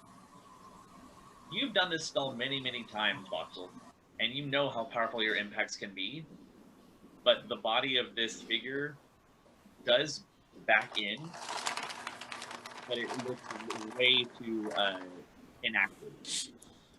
It looked way too what? Like phoned in. Mm. Like an overzealous response to being hit. But that's Power the only, Rangers. Yeah, so yeah. Voxel's just gonna say, it's like, she's controlling this from somewhere else. It's like, this is bullshit. It's not real, buddy. Gonna take us to Kelnis. Okay. I'm going to... Can I get past everyone on the stairs? Absolutely. Okay. I'm going to... Oop. Use your 50 movement. He just has a long stride. I'm really tall. I'm going to move 5, 10, 15 right here next to Q. I'm going to use my bonus action to activate my Storm Aura. Everybody gets 3 temporary hit points. Woo! While I am standing right here, I am going to... Can I give out more than 1 healing potion at a time? No. Okay, I'm going to hand Q a healing potion. Nope, not that. It's just a standard one. Thank you. Drink up. And I'm gonna save it for when I feel worse. okay. But I will say that on my turn. And then I'm going to keep moving 25, 30, 35, 40. And that's my turn. All right. At which point, the figure in the room of Jocelyn is going to cast a guiding bolt. And the guiding bolt is going to go at Kelnis, who's running up the stairs.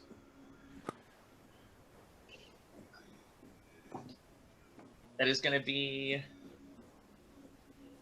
a 21 to hit. Yeah. That is 8d6 damage. That's a lot of dice. Stop it. I only like that sound when I do it. Sneak attack. 17 points of force damage, of radiant damage.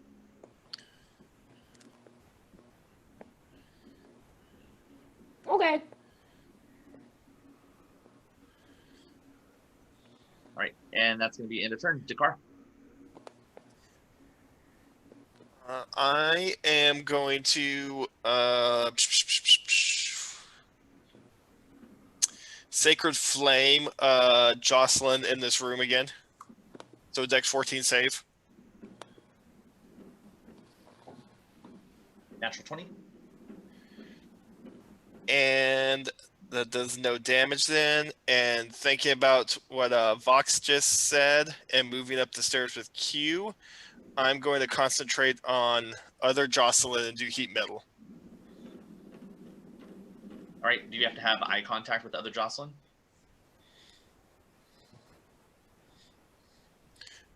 It just says as long as they're wearing the as long as they're holding or wearing the object, I can use a bonus action to deal fire damage to them. I get that. But does it say, because it'll say it has somatic components, material components, or it'll say verbal components, so things like that. It just says until the spell ends. It doesn't say anything about if I could see them or anything like that. All right, roll your damage.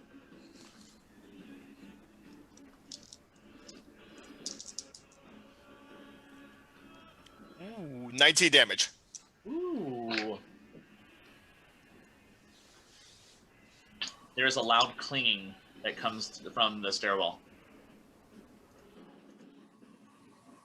That's my turn. All right, that's going to take us to Q.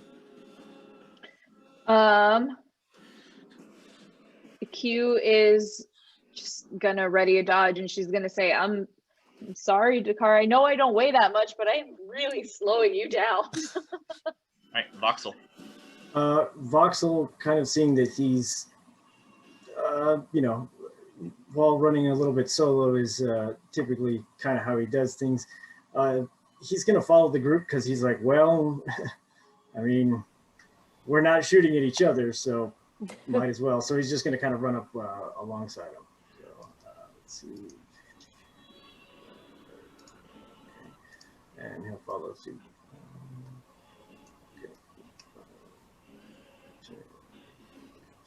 Yeah, so he'll just kind of linger behind. All right, Kelnis. Okay. I'm going to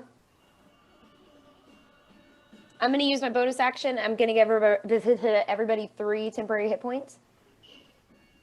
That's why Vox is staying close. I have more okay, how do temporary hit points work if it's more than my max? Oh. It'll still work. Okay. There's no threshold. It just keeps going. Then. Okay.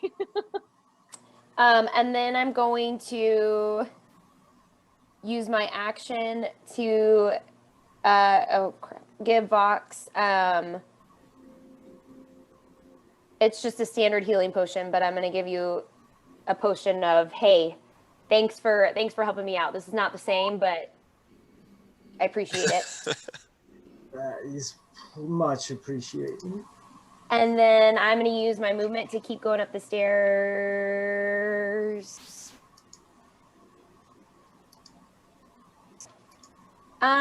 Before I go up the stair.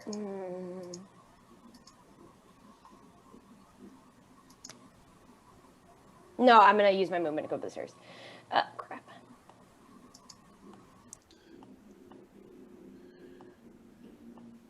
Five, 10, 15, 20, 25, 30, 35, 40.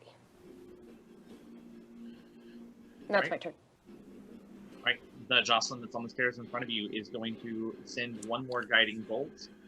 This is a guiding bolt at 5th level, and it's coming at the car.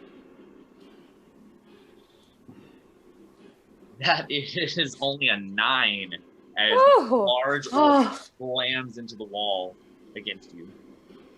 That's what mine do too. You guys are related. It begins to pop up, and it'll actually exit to the next floor. You are welcome to be out of combat if you want, or you continue to go. I'm nervous. Maybe Dakar's turn. If she's running upstairs, is it necessarily safe up there? Is it safer than downstairs where lots of sisters are? So, keep in mind, so Voxel still looks like Jocelyn. Yeah, so he says, look, she's already called in help. I look like Jocelyn. There's 3 of them. Yeah, so look, if she's got, her little hint, she's trying to get up this, lift. I mean, I can just see I've got everything under control. We can escape if we need to. I don't know what's at the top of the tower. Clearly, something needs to happen. I probably need to get going, but look, you all have been quite helpful. I could get you out if you'd like, but we need to make a decision soon because that bitch is going to keep trying to cause a little bit of trouble. So, I like that idea. Let's do that. I think it's time to run, y'all. Yeah. Should we run together? Can you make her voice sound more like her though? Not right now. We'll get to it when we sound. We'll get to it when we'll deal with it. But right now, I need to get going. So, you're all welcome to come. Okay. I like this. Let's go. I'll start hobbling down the stairs with Q. All right, so you're making your way back downstairs? Yeah.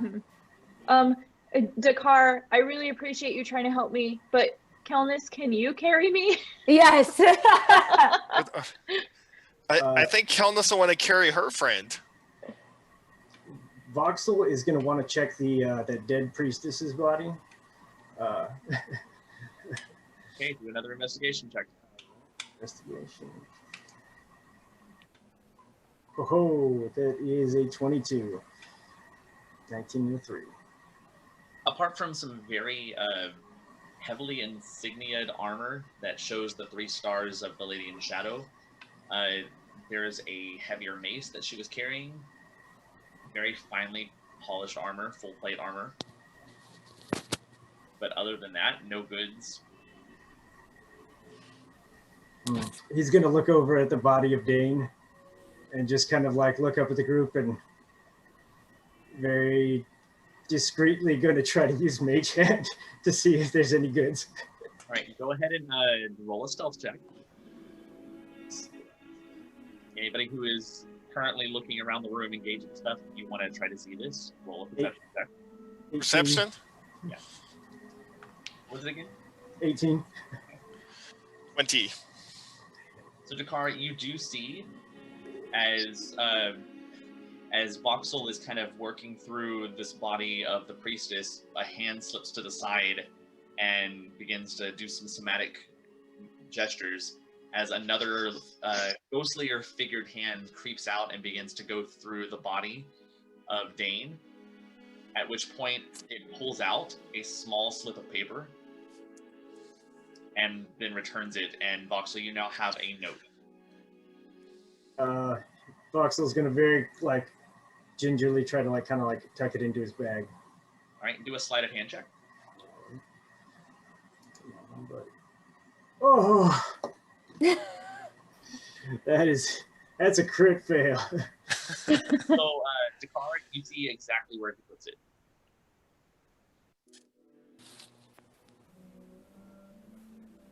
Okay. Not Jocelyn. Jocelyn, are you done? I think we really need to go. Let's go. Yeah, everyone on the pedestal. And Narande is dead, right? Nope, she's just unconscious. I would heal her, Kelness, but last time she was awake, she was freaking out. And it caused hello, you just gave me a healing potion that I'm not taking right now, so here. But no. Remember when she freaked out when I saved you? Yeah, but maybe she'll see me and it'll be okay. That might be smart. I don't remember a lot from the last 15 minutes. Okay. Q, are you giving her the healing potion? Yeah. You want me to carry you over to her to give her the healing potion? Mm-hmm. I want carry me like a papoose, in your back. Of course. Okay. How else do you think I was going to carry you? I don't know, like a baby. No. You climb over my back for stuff. Of course you're going on. Okay. All right. Okay. So you end up feeding the health potion. It does take a little bit of time as you see the color return to Narande's skin. Her eyes do open, and there is a soft moment of relief and release as she kind of stares at you, Kelness. And there's a small smile that quickly fades into fear, disgust, pain, and anguish. And she turns her head not to look at you. Narande, it doesn't matter. We have to go. You need to come with us. Dorothea is waiting for you. The moment you say Dorothea's name, her head kind of picks up and she looks at you. But the demeanor itself still has that anger and that anguish on it. But she does stand up.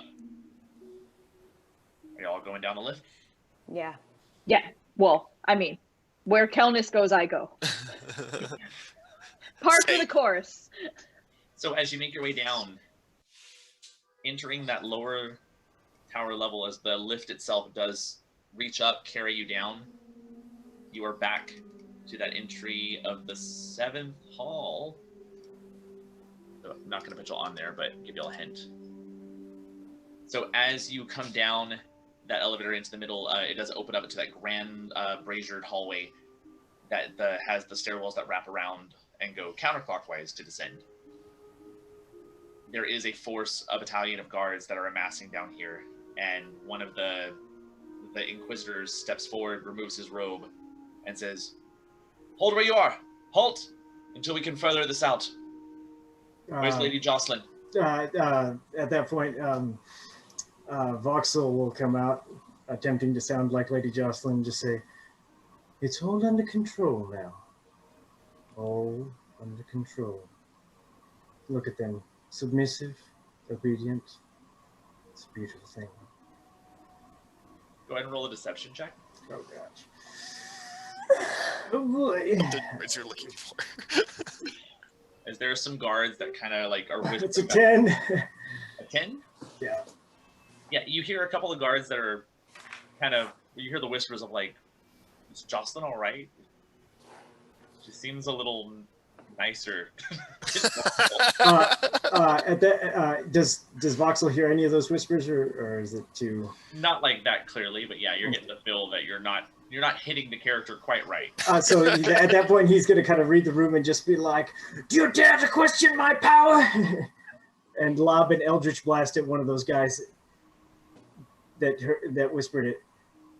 So you're gonna shoot an eldritch blast?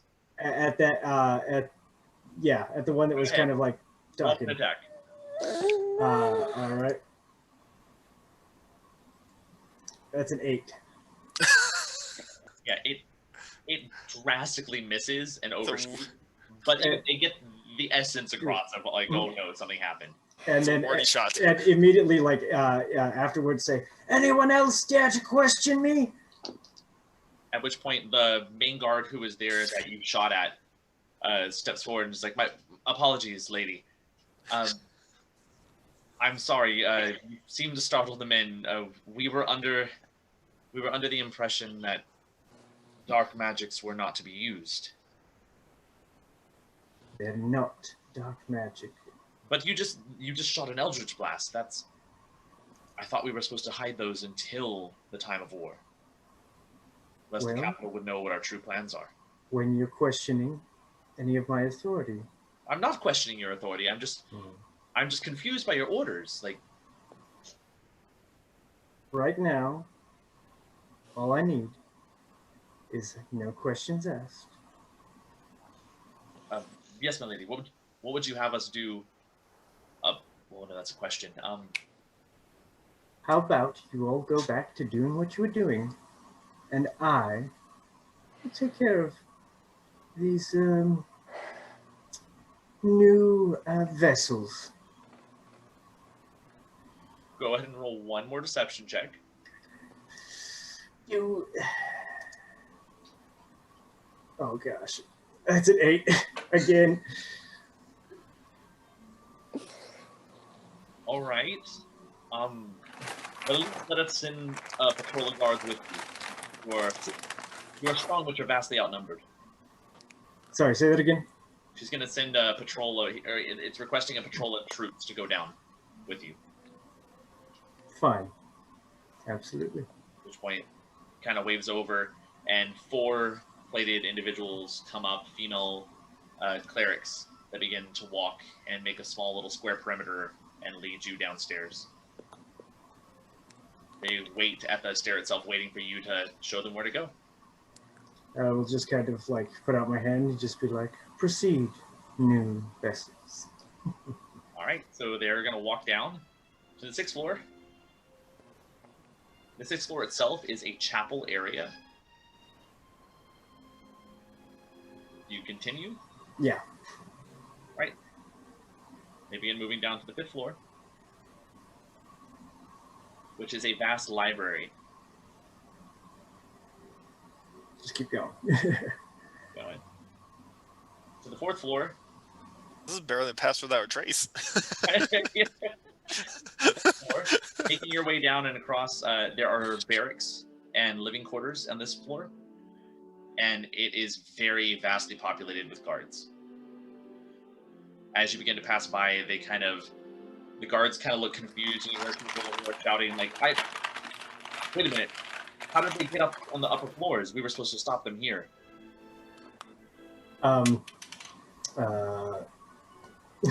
Voxel is just gonna say, it's all right. They're new vessels, and I will take care of them. All right, you going down to another one? Mm-hmm. As you get to the 3rd floor, there is a large training area. Just keep going. Y'all should have brought him on the way up. I know.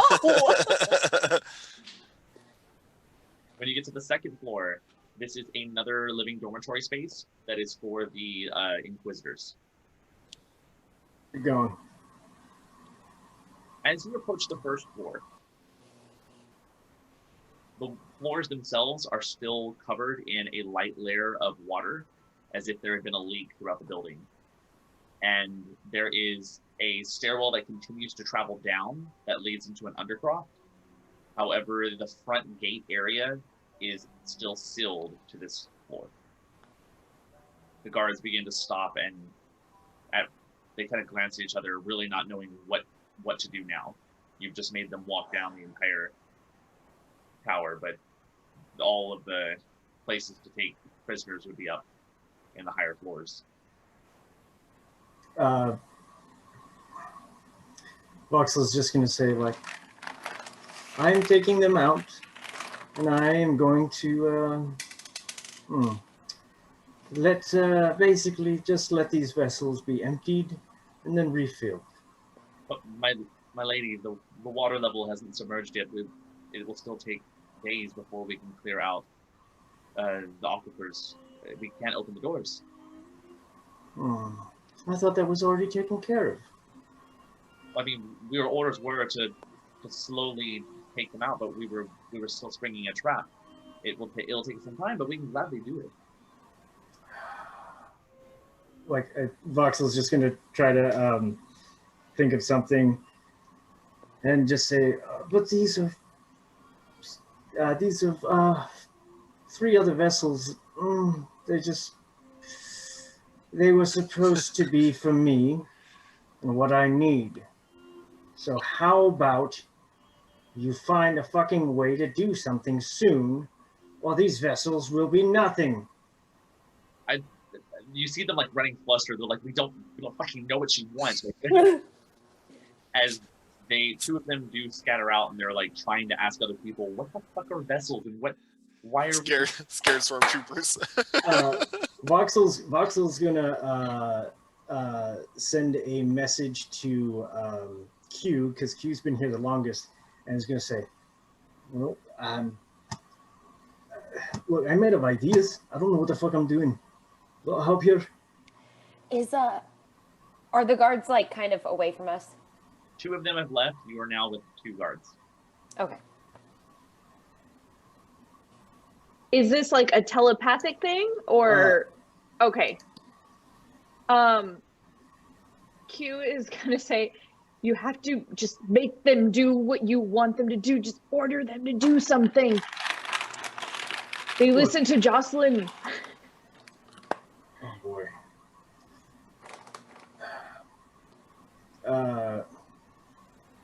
Okay, so Tell them you're gonna take us out to the tree line and execute us or something.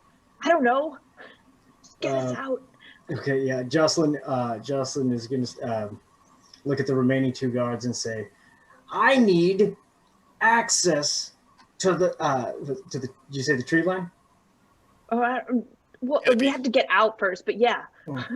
No, Jocelyn, oh gosh, Jocelyn's just gonna say like, damn it, I need you to listen. Get us, grant us access farther out. I need these vessels cleaned and refilled now. I honestly, my lady, we're trying our best. But, I mean, buckets. We need buckets. And they're like,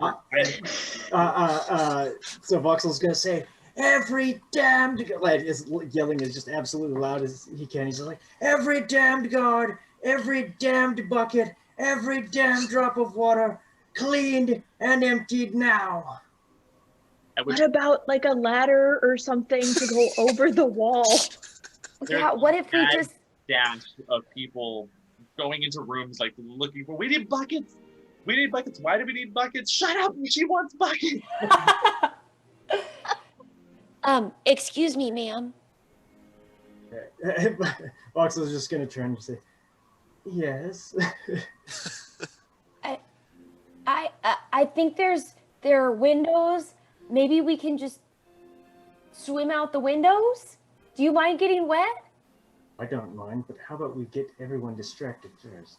I love it. They look pretty distracted. You've actually been on this floor. This is the floor where you and Hugh tried to open up one of those doors when the water began spilling in. So they have cleared the water of this main level, but what you will recall is that outside of the tower, there's a large courtyard that they have a means of flooding in case of invasion. So when y'all tried to escape last time, they flooded the courtyard. So that is what is preventing you from leaving the tower. So is water inside or outside? It's outside. They have cleared the water level on the inside, or at least somebody has. Whoop.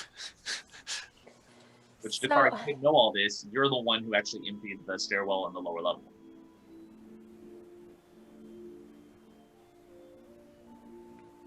Dakar, how did you get in? We came in through the sewer basement sewer, the down below. Well, if we go down below, do you think we can get out through there? Well, we'd have to swim. I don't think I can swim right now.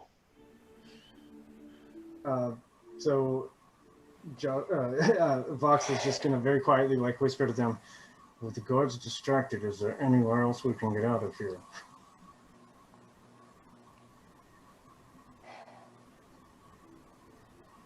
I guess maybe you can tell us angrily to follow you, and Dakar can whisper you directions of where to go, and Q, you can hold on to me and I'll swim slowly. Q, where are Jocelyn's quarters? What exactly does she stay? I wouldn't know. I've been in a cell for the past a previously mentioned amount of time. I've been Right. viciously tortured. So I don't know. No, Rondé, any ideas?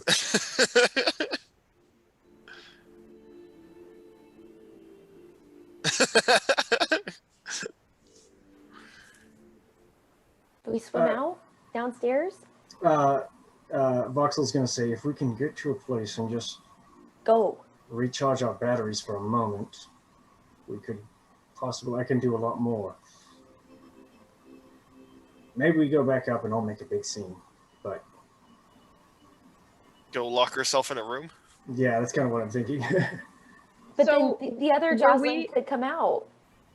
Were we already outside when they were talking about the buckets and everything? No, you're in the lower level floor. Okay. That's why they're super confused, because they know there's a vast body of water outside the iron door that's holding it back from this lower level, and they're trying to explain that they can't empty that out as fast as you want, so they're trying whatever they can do. So buckets, let's get buckets. What about a boat? At this point, yeah. Demand a boat. Can we not just open one of the doors here and let the water from outside flood in here and we just go out? Let's try it. Is that a bad idea? There are no bad ideas. They're all bad ideas. We're screwed. The only bad idea is no idea. So basically, if I get this room has, just a little bit of water running through, but there's no door. Like all the doors are keeping the water out, correct? Right. Voxel, oh boy. I mean, wouldn't we have a moment, like, we'd have to wait a minute because the water's going to rush in, science, right? Because there's that's the release. Yeah, okay, so I've got it. So Voxel's just going to very quietly whisper to everybody, get everybody a bucket, and we can crack open the door while everybody's down here. Okay. How many buckets would one place have? We just need buckets. So Voxel's just going to say, by the way, how much time has gone by? Too much. 45 minutes. Are you talking about since y'all left the upper Yeah. area? Since We're coming up on like 10, 12 minutes. Oh, okay. All right. Let's go. All right. That's actually, hold on. Okay. Now we got plenty of time. So Voxel's just gonna say, gather everyone now. The troops begin to slowly fall in line. It's not a full battalion of armored people. A lot of them are just wearing robes. These are the fledglings who are waiting to be initiated into Big Grey Sisterhood, or the Inquisitors, who are the male proponents of this faith, who are just curious of what to do. So Voxel's gonna say, vessels, and point to everyone, vessels, and then point at the buckets, vessels. And it grabs the bucket out of somebody's hand and make sure that it's empty. What is currently in here? What am I pouring? Nothing? Nothing. It's nothing? Who's talking to us? Yeah, he's gonna say there's nothing. and turn it back around and say, when you go down there and you dip your bucket into the water, is that going to be emptied or full? There's a hand that goes in the back. Yes, It's gonna be full. exactly. A vessel is something that is emptied until it can be full. I intend to, You want us to give them water. no. What I'm saying is there's a lesson here. An empty vessel is only useful when it can be filled. What I intend to do with these is make sure that they are filled. You're all going to learn this lesson by cleaning the water out of here. Fill your empty vessels, empty them, fill your empty vessels, empty them, and do this until there is nothing left on the floor. Get my Hearing chambers all of ready. this, Q is gonna like whisper in Kelnis's ear, how well do you guys know this guy? And I'm going to say, I met him when you met him. Maybe after. Oh God. Slightly less than I knew Vane. So Jocelyn's going to say, until you're all, until there's no water on this, gather my chambers. Like, prepare my chambers and fetch me something to eat. Right away, and they begin running upstairs. 3 or 4 of them go that route. The other one's still confused. Some of them are handing buckets to the prisoners, and others are taking buckets to go upstairs. Like, just not quite sure what the plan is, but buckets are being passed around different places. Beautiful. Voxel's, Voxel's just going to say to somebody like, take us to my chambers. So has the ship sailed on a boat? I think we should go. I think we should get out of the tower.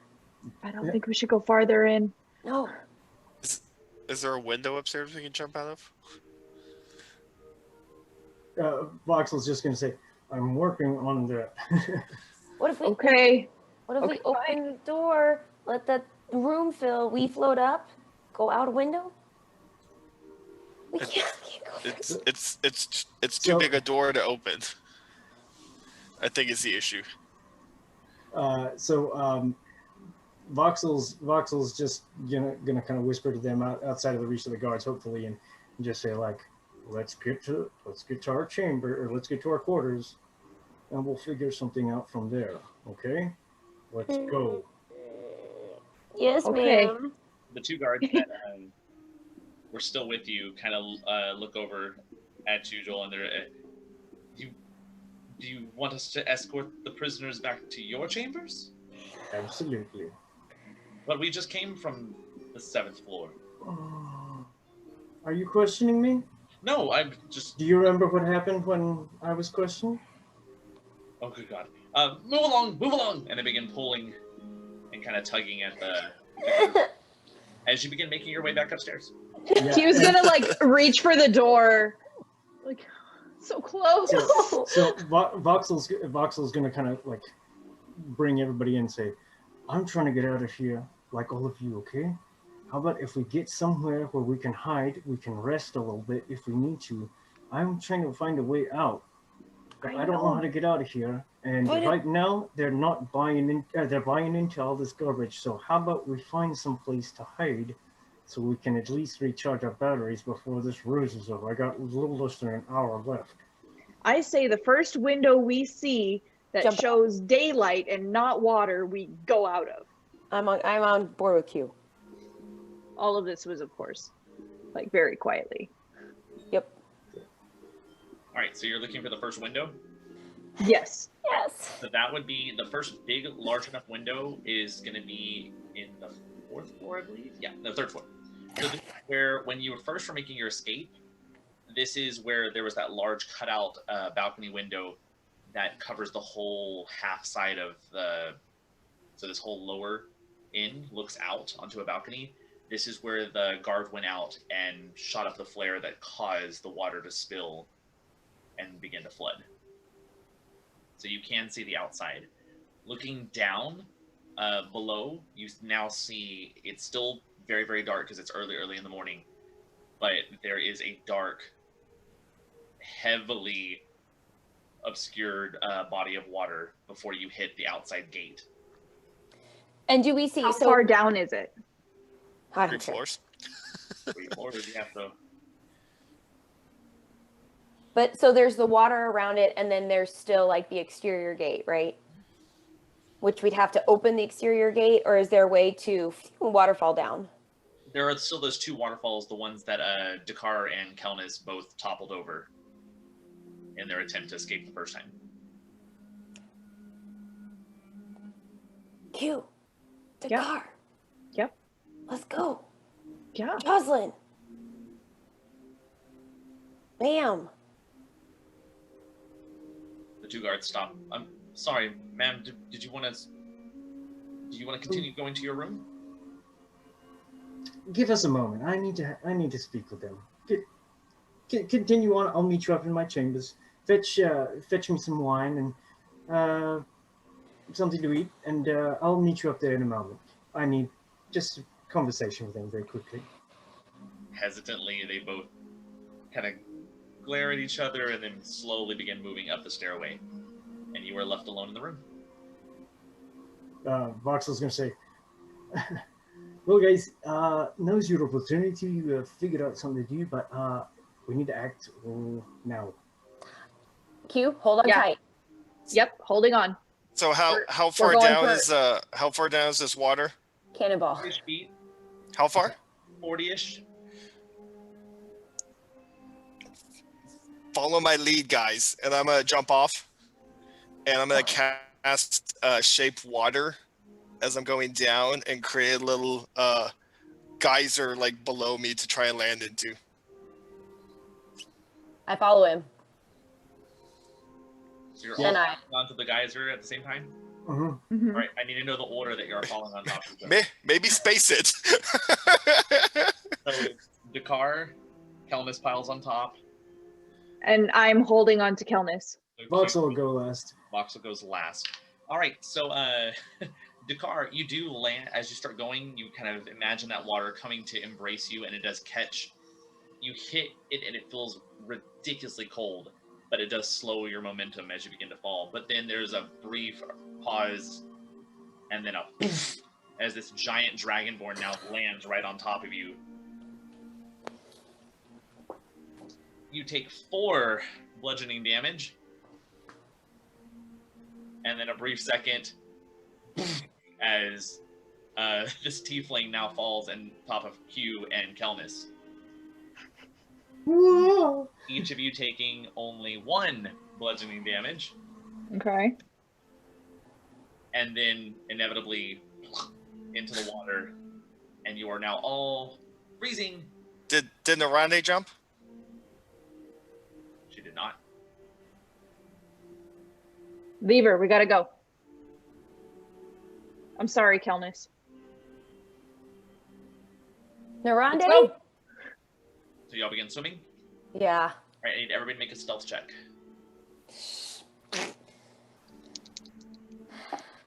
It's 14.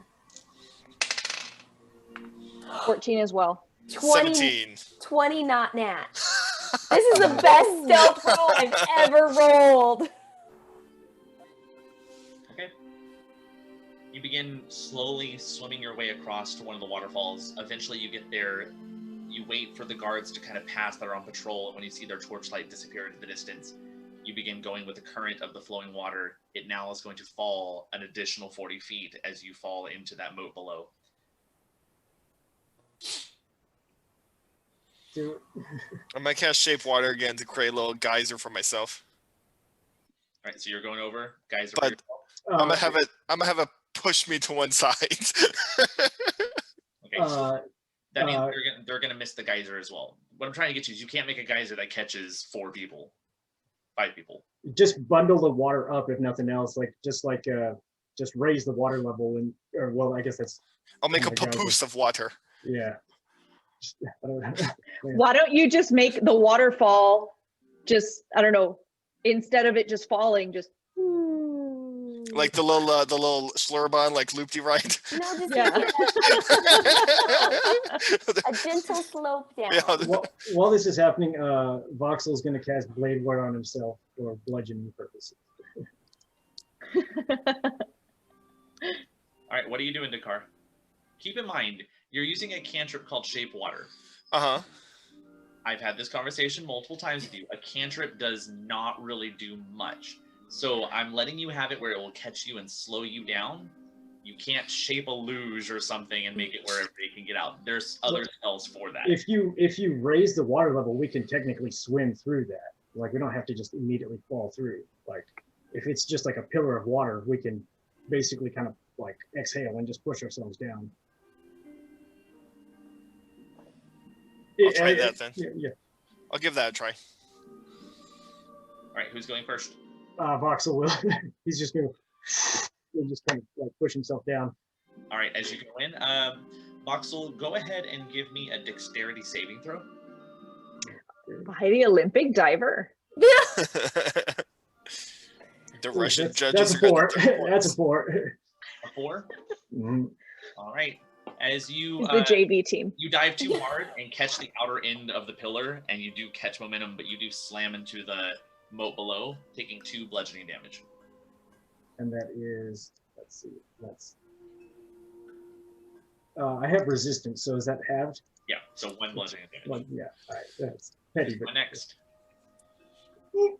Q, you ready? We're just going for it. We're going. Just Let's do go. it. All right, I need a dex at disadvantage because you have someone strapped to your body.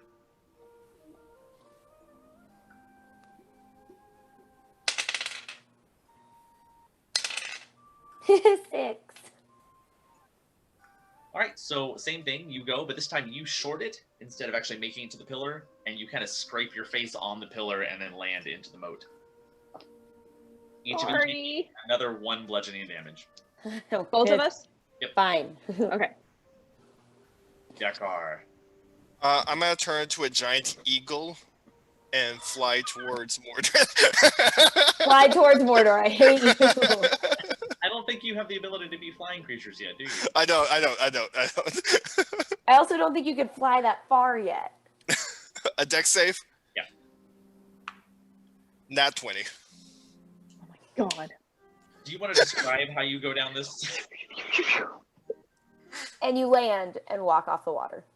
I'll jump off Walk cannonball style, down holding my the nose, and then like do a backwards like 360 and just go in without a splash. It's a beautiful sight. The Russian judges can't even deduct. Ooh. That's why we got hurt. Because we were watching him. You went last. No, there's 3 guards on duty who are now like holding signs, and they're like, yeah, 10! sound the alarm. No. All right, as you land in, I need everybody to make another stealth check. 2 17s. 25. 11. 28. Oh my god. It's a 10.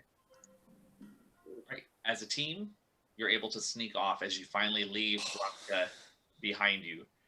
Where are you traveling? Which direction are you moving? Away. Oh, Towards the canopy. Let me pull up the map. Oh yeah. I think it's north towards the canopy. No, wait, it'd be northeast, right? Let me see. Canopy is on the east. Yeah, on the east. But northeast was where the carriage was. No. It was south. Oh, southeast. Okay. Then yeah, that's the direction. Yeah, I'm gonna take it back towards Carl's carriage. So you're heading back to the camp. Yes. Okay.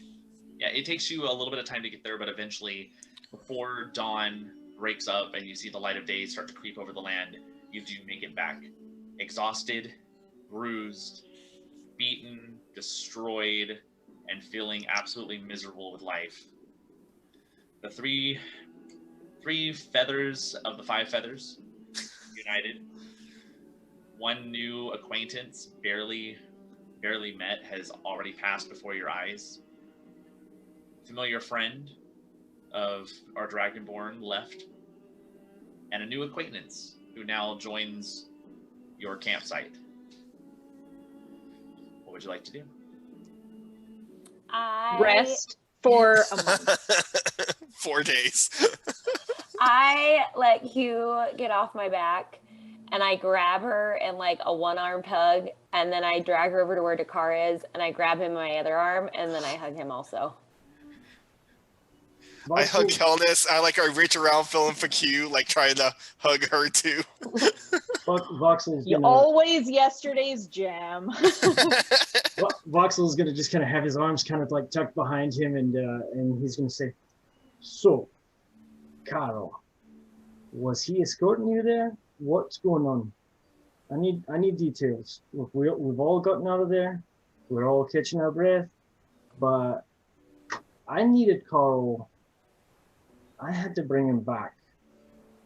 What's done is done, but regardless, what was Carl doing in Lady of Shadows?" He was trying to find something to heal his evil friend. Evil friend. Well, the first time I met Carl was in Corinth.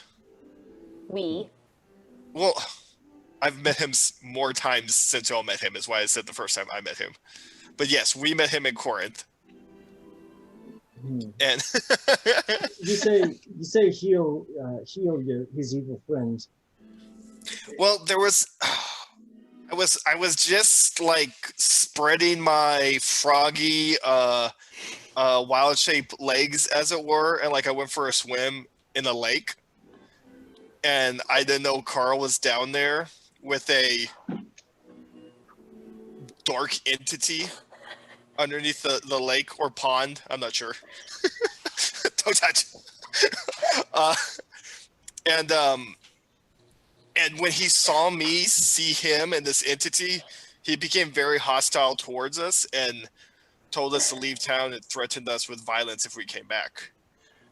So, to my surprise, running into him out here after he kidnapped/saved Kelnis by the Citadel, he told me he needed to get back into Braska to find something to cure this person. And I believe he found it on the 5th floor? It was one of the floors. I can't remember. We were going up and down so many times, like Vane and I. It's hard to remember. But there was some kind of orb on one level that I think was what he was after.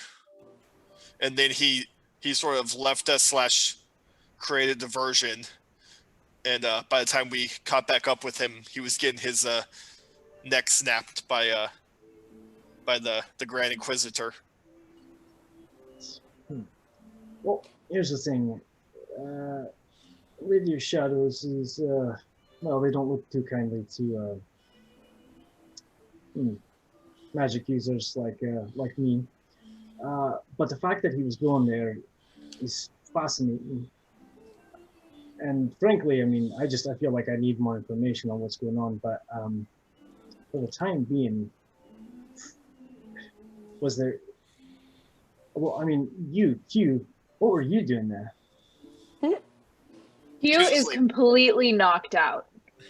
Oh, so she had 5 levels of exhaustion. She didn't even finish hear the first sentence that you guys said. She is out. You fell asleep while I was hugging you. Yeah. So Voxel will just say, "Look, let's have a rest, and we'll talk about this in the morning because I feel like I still need some answers." Yeah, I believe Q was being tortured the entire time. How long was I unconscious for? It's about a day. About a day. But yeah, let's gather around Q and the carriage, and I'll create us a little safe place to take a little sleep-a-rooney. All right, so you make your dome. Yeah, reach up and boop, touch a little point. Are you trying to camouflage it at all? Camouflage what? Yours just the black dome, right? Yeah. Yeah. So this black half orb kind of covers the land and seals you guys in, where you are obscured, except for when people get close to you and see that there's a black orb in the middle of the forest. Well, it says invisible sphere, so I'm thinking maybe Predator style. I don't know what it would look like.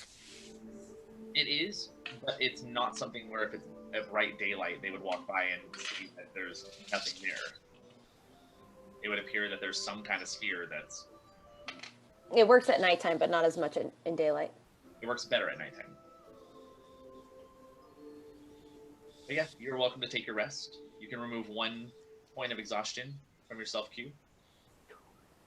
Slowly. Who's taking first watch? No, we don't need a watch.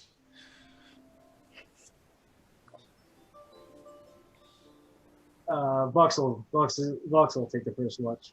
Thanks, Voxel. And Kelnis goes to sleep. All right, Voxel, go ahead and roll me a perception check.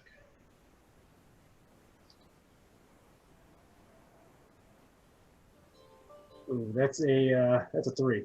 You get a +5 to it, but I don't think that helps a 3. All right, so yeah, nothing seems to be out of the ordinary. It doesn't seem like anybody's tracking you guys or trying to find you. Is there anything you'd like to do while the rest of them sleep? Voxel is going to he's going to open up his Book of Shadows.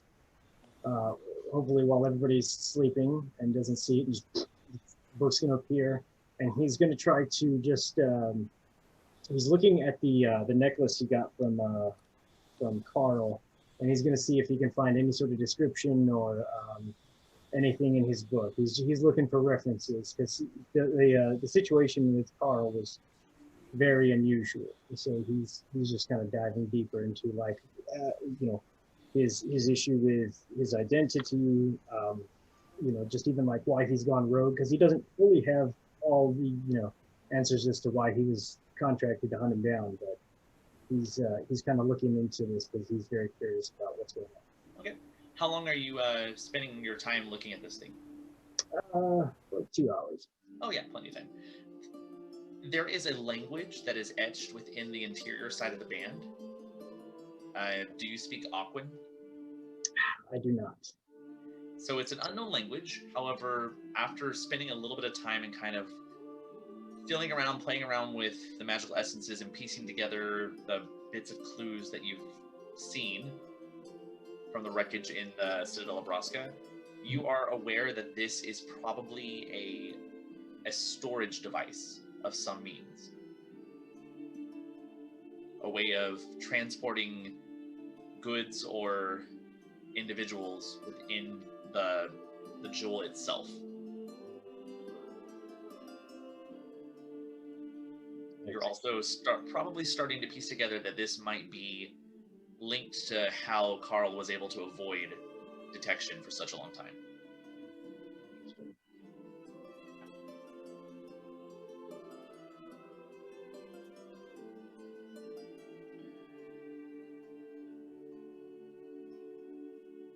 Okay, and I think that'll kind of sum it up for his watch. Voxel's gonna just kind of read into it, but at some point he's gonna need a rest as well.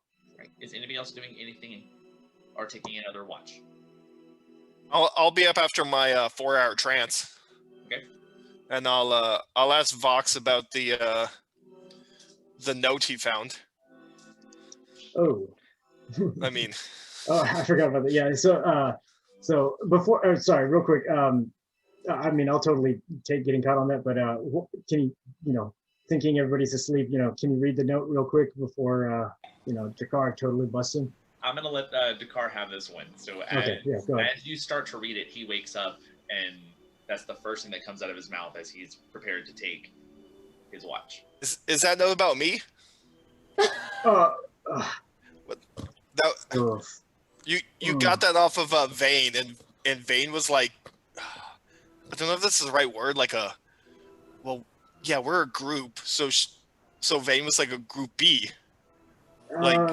Vane was like really infatuated with our group, but she wasn't like Vane was a part of the group. Vane was just, I don't know. It was weird. So I don't know. Well, I mean, I'm going to roll a deception check on this, but clearly, look, he was with you guys, right? So wouldn't make sense to just like leave stuff lying around, right? So I mean, I felt like it would have been a good way to make sure that important information wasn't left, right? And Oh no! That's cool. You grabbed it. I mean, I had my hands full with Q, so I was just. Yeah. Oh, absolutely. But you have like numerous hands. Like that was cool. Like if I could do that, like I would get in so much less trouble. It's amazing. Voxel's going to try to just kind of like quickly like see what it's about, try to summarize some of it. All right, so you're trying to glance at it without him seeing. Just he can see it. He's just going to like kind of like at least get like an idea of what's in it. Q, would you like to go ahead and know what the letter says? Should I read it or put it in the chat? Go ahead and read it. Read it. I want to see you tear up. I want to see more emotions. Okay. Put My the hood friends. Don't interrupt me. Mute My it. friends, I'm sorry I failed you. The Grey Sisters have held me and tortured me to my final threshold. Although I managed to keep a few things. So, okay, there are some parts of this that are underlined. Although I managed to keep a few things, the guards have stripped me of all of my belongings and have taken and killed Felix in an attempt to gather information. For so long, I tried to protect him as our adventures became more and more dangerous, but I was not able to protect him. They have continuously asked me about our connection to the halflings, the trees, and even the dais. Dakar, they keep asking about you. I have been able to keep our secrets so far, but I don't know how strong I can continue to be. The weight of the secrets continues to hang my head lower and lower each day. I hope that I am writing this for naught and you both will come barging through the door at any moment, but in case I am out of time, I wanted to leave you with some parting words. Kelnis, my first friend. I know trouble seems to follow me wherever I go, and I hope that ends for you once I am gone. It is my deepest regret that I will not be able to see you bring justice and revolution to your home. If you see my mother, please tell her all about your plans. I'm sure she will be willing to help. I'm proud of you for swimming. Dakar, I'm sorry I never got the chance to redeem myself for leaving you. Please know that you are worthy of a life that you want apart from your family's needs. Don't ever be ashamed of your abilities, but please be careful. If either of you send word to Raystrom, just let him know that in any remembrance, written or verbal, I am not to be referred to as Lady Q. But in all of my pain, his memory was a source of comfort and perseverance for me. There was still so much for me to tell you. With you both, I was able to let my hair down and finally be myself. I know that our mission had just begun, and I'm sorry I can't see it through, but know that I have prayed to every god I know that you all succeed. With the deepest love and sadness, Kimura. P.S. This updo is killing me. Voxel's gonna like be like, oh, it's a bit heavy. Yeah, and I mean, no, it's a light note. It's just paper. Yes, of course, but yeah, you might want this, Jakar. This is intended for you. I just saw it and I want to make sure that it wasn't left. Those sorts of things. I'm gonna lay it down now. So. Okay. Well, I'll be watching, and I want to go back over the note and just put all the underlined sentences together and see if that makes more sense to me. Okay, so you see, I've managed to keep a few things. Oh, well. Keep a few you things. guys talk amongst yourselves. I'm asleep. Well, I'm asleep too. Oh, okay. So But Dakar, you see, I have it here. I've managed to keep a few things. The weight of the secrets continues to hang my head lower. Let my hair down. Let my hair down. This updo is killing me. I'm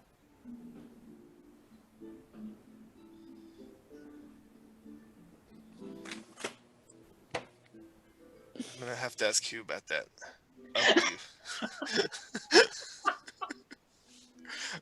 I don't think she's noticed my new do. Oh my gosh. Of course that's where you go. All right, Dakar, go ahead and roll your perception check.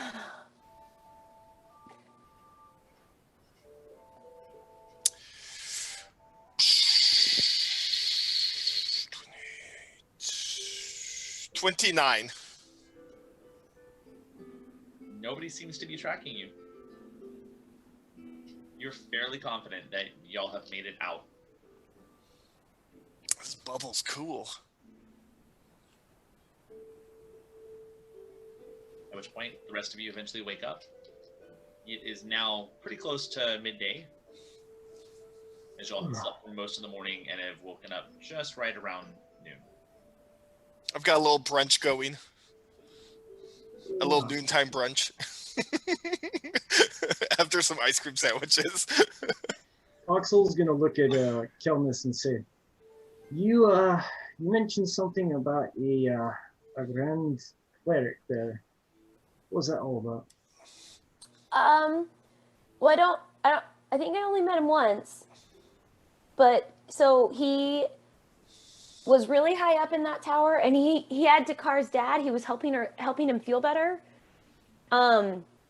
But what I was a little confused by is he seemed like he was in a position of power, but the Grey Sisters are only women. Only women are allowed to like hold more power, it seemed like, there, because Concern had said that he was a man, so he couldn't become a priestess. I don't know. I don't really understand how it works. I was just, yeah, there was a grand cleric. He seemed named Dahlin. Yeah, he seemed to be important. He was taking care of Dakar's dad. He tried to stop Jocelyn from arresting us. That didn't work. Well, I am sorry about your friends. I got there and it was a mess. I was trying to figure out what exactly was going on. Like I said, what's done is done with Carl. Sorry you didn't get to kill Carl. How do you know Carl? So it's a funny story. Basically, I'm part of the Order of the Woven Blood. Long story short, when those who have decided to wander farther away from their faith, I basically go and essentially try to get people to reconcile. There are various means how I do that, but basically, Carl was evading my sights for a while, and let's say I've got a pretty sharp nose for things, but yeah, I couldn't track him for a while, and I had gotten close, he disappeared. I get close, he disappeared, and then finally I was able to notice him. And at that point, that's when I spotted you guys in the tower, and it seemed a little bit bizarre that Carl was going to be doing that, but I went up, and led me to you guys, and those people don't look too kindly to warlocks, or any of us. They're not. They're not, yeah. And so it was basically, it's just very bizarre that he would venture just basically enemy territory. And personally, I didn't really want to go there, but duty calls. So I'm basically now going to have to give some sort of explanation to why, basically to why I wasn't able to bring Cole back. I mean, in good news, it's not totally your fault. The truth doesn't seem like a bad story. No. That's not really how that works. See, when you're tied in with the Woven Blood, basically, essentially you're responsible for those that go rogue, and when you're given the test to bring them back to reconciliation, they're supposed to be able to offer some sort of you basically bring them in, and reconciliation happens. And you don't do that, there can be repercussions for it. But again, what's done is done, and I'll pay for my own sins and undoings. But now, basically, this the Grey Sisters, is that correct? Is that what they were called? Mm-hmm. I might be able to throw that name out there and get a pardon, possibly, for their interactions. But now that just means that I've got another enemy to basically answer for. What about the creature that Carl probably left the faith for? Like, what if you took that creature back? What if you go back with the information that Carl is small fries compared to the Grey Sisters? Because, I mean, did y'all hear what the minion said? Something about a war? And the dark magic? Is my magic dark magic? I think they're corrupt. I think the Grey Sisters are corrupt. And maybe you can go tell the Order, is your Order powerful?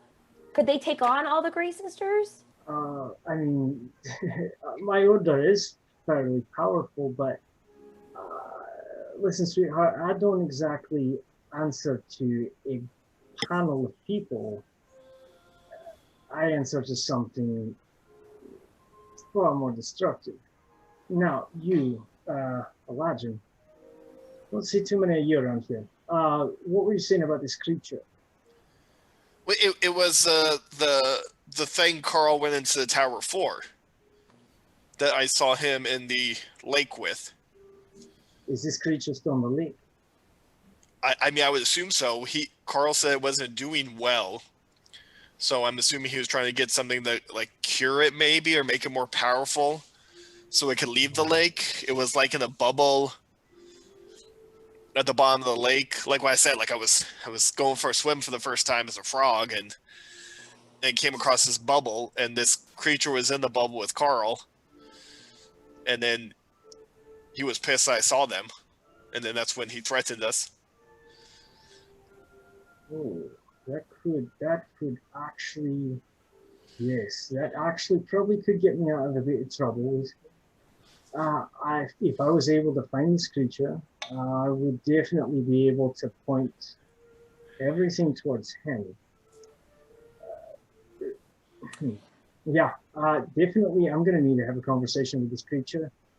I'll need to, yep, that's going to need to happen. Does that mean we're going to Corinth? I mean, you're all welcome to do what you like, but if I was able to, get a little bit of assistance, it could benefit you all as well. Well, Telnus could finally talk to the rock. Yeah. Thank you, Q. We have our own talking rocks now. Talking No, rocks? they took it. They took mine. Oh. Talking rocks. What? If they took yours, I don't know how far they, these talking rocks transmit messages or, talk waves or whatever. But could we mislead them? Could we send them false messages that they hear from yours, Q? Could we sabotage them because they deserve it? Probably. They deserve the worst. But I don't know how far that would go. I mean, it wouldn't hurt to try it wouldn't hurt to try. Not. Yeah. Just little mind games. I mean, we need to go south anyway to check in a few days after I rest a few more days. Can you rest in the back of the carriage? Could you? Yeah. Okay. Well, and I was gonna say, could we move while you rest? Like, yes. Could you move and then rest and then? What's Voxel? What's your time frame on like having to provide some kind of something back to your people? There's no time frame. It's you go, you bring it back. And thankfully I was able to take at least a little bit of Carl with me, but he did have an amulet with him, so I would definitely like to have some more information about this amulet explained to me. but I definitely need to find somebody with a deeper sense of magic that I could. I know what that I amulet don't- does. I don't know if you saw, but Dakar is kind of like the expert on magic in our group. In our group. I'm gonna make a I produce did flame. I'm say gonna that. drop it accidentally. I'm gonna do another produce flame real quick. Like Da da da da da da da. 2 flames. Oh, that's wonderful, but That's cute. no, I need somebody with a deeper On down, sense sparklers. of magic. Deeper sense, like one that can feel the magic in something, and then also I need somebody that can speak aquatic tones. So I say we go south and we get to this lake, and I might need to have a conversation with somebody. But for the time being, I would like to be at least, following close by with you guys. I mean, look, we're all traveling there, I think we could all kind of benefit from this companionship. So I say we're off, and let's let this one, catch up on some rest, and hopefully the she wench that kind of ruined the rest of our day isn't tracking close behind. Alio, let's go. Welcome to the Five Feathers. 5 feathers. Yes. Welcome. Yes, I definitely travel in a group. Yes, 5 feathers. Okay, yeah, 5. Wait a minute, there's only 4 of us. Don't worry about it. Okay. As They'll you, be here soon. to put together the cart and get the horse that was left situated and trusted in and prepared to move Q as she can be resting within the carriage itself. I need Q, Kelnis, and Dakar. Go ahead and just do a general insight check.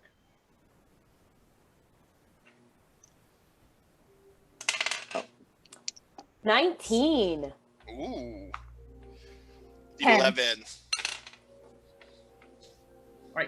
Kelnis, as you see the group working and maneuvering the camp and getting through all the goods and seeing what they can salvage and prepare their journey, you're intrigued by this newfound friend. And as you kind of look Voxel over and begin admiring his look, his horns, his outfit, there is a small ingrained design that kind of is repeated throughout, almost like an embroidery, but matching in that dark tones of that blackish hue, and it sticks out to you. It's always lumped into groups of 3s, with a jagged cut down the center of each triangular group of this mountainous form, and you see those 3 open cragged mountains No. across the cove. No. What is it, Kelnis? Nothing. Oh. I just had a thought. I just,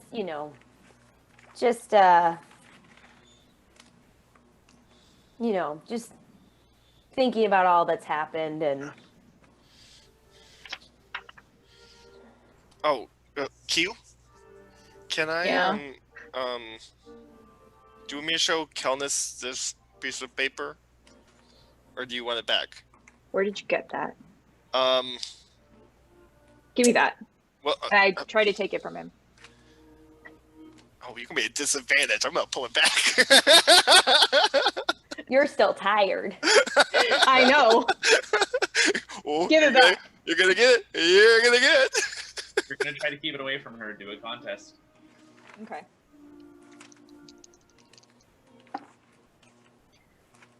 You keep it. Are you sure about that? I mean, I rolled a 1. Me too. Oh my god. My dex is a +5, so 6. My dex is a +3. Get it, Q. No, that was only supposed to be if I died. Well, I think Vane had it, and then Vex got it from Vane, and then I wasn't sure what it was. So Well, I gave it to the person that you came with because I didn't think I was gonna make it out. My Well, legs weren't working. I'm sorry I saved you. That's No, what I friends really do. appreciate. I know. You guys saved me. I really appreciate it. Thank you. You're welcome. You weren't supposed to read it. Well, I'm glad I read it. Well, Because I mean, appreciate you as a friend, and I hate thinking that I've upset you. Like, I appreciate you guys. well, those are nice words. Q, What? since we all almost died, are you going to read it to us? Does it say anything about Raystrom? There's a small part about Raystrom, but I mean, none of it. It's not important. None of it is Voxel- important, and Voxel- none of it even matters anymore because I didn't die. Voxel's like, as he's kind of walking alongside the car, is just going to say, "Yeah, I read it. It was boring." See, it was boring. I like boring things. She highlighted stuff. Like, there was What? bullet points, Shut up. underlines, italics. Oh, well, those were the clues to, and then kind of like pulls down like a huge, her huge braids. Like, well, I mean, I had to hide the orb somewhere. Nice work. So the orb and the ball bearings were braided into her hair. Can you? Hive of You've A never bump seen it. huge braids? It's an Elsa braid. No, it's a. It's a Marty braid. Never mind. We're gonna have to redo your hair for the pageant now. No, but I think we should keep this somewhere safer, and I give it to Dakar. Can you braid my hair? Vox is gonna tap on his horns and just say, like, "These are permanent. You should get some like these." Can you do that, Q?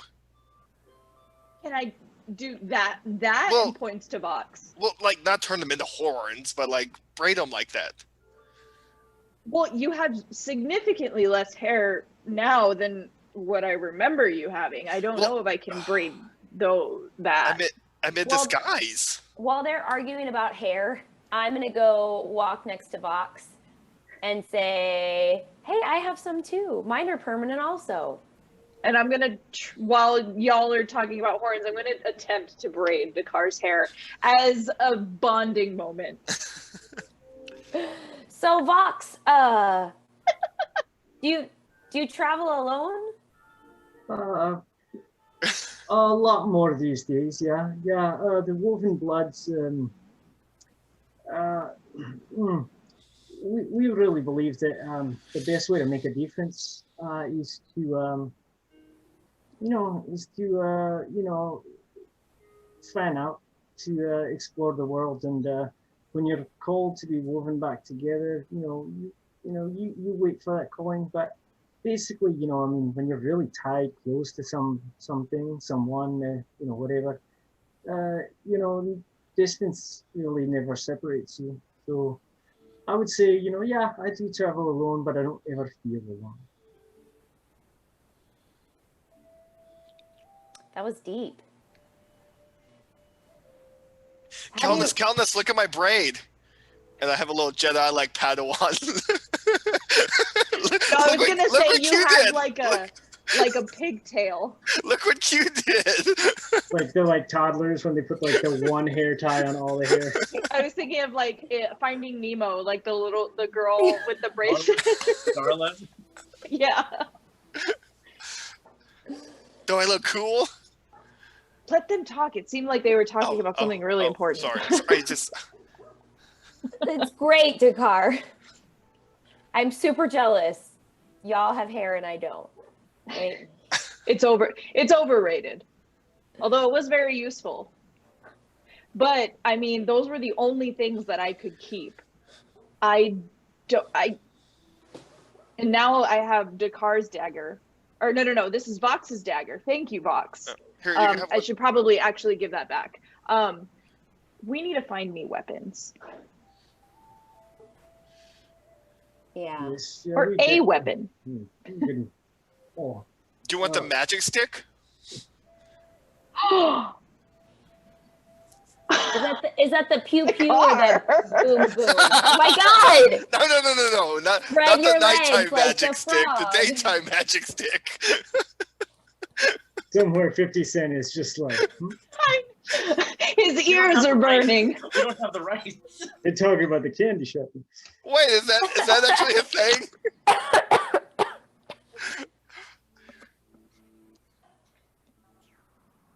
Or I think I have the flail still in the bag, but that might be too heavy for you. Well, you know what? In the back of the carriage, I'll go through whatever you have, and I'll find something. Voxel will just let his mage hand reach into his bag, and he'll pull out his light crossbow and just kind of like drag it over and just say, I don't use it quite as much these days. How about it? I haven't used one of these, but thank you. Kind of.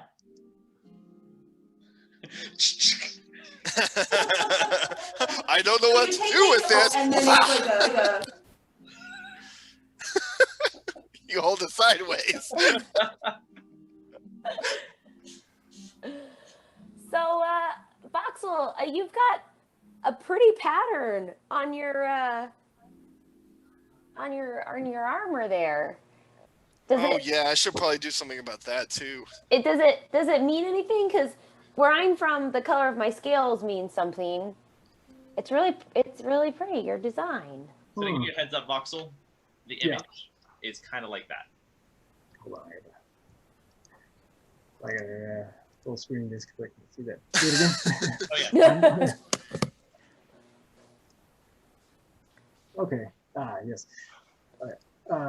Yeah. Voxel's just gonna say, oh yeah, it basically just Like a family symbol. Yeah, like that. Those that are woven together. You work together as a group, and then eventually you're split. But it's just this concept of like when you're bound with your mates that you form and you grow and you develop at that time. But it's a mountain we all have to climb, right? Yeah, I absolutely understand. Q and I are part of a group sort of like that. Oh, that's lovely. Yeah.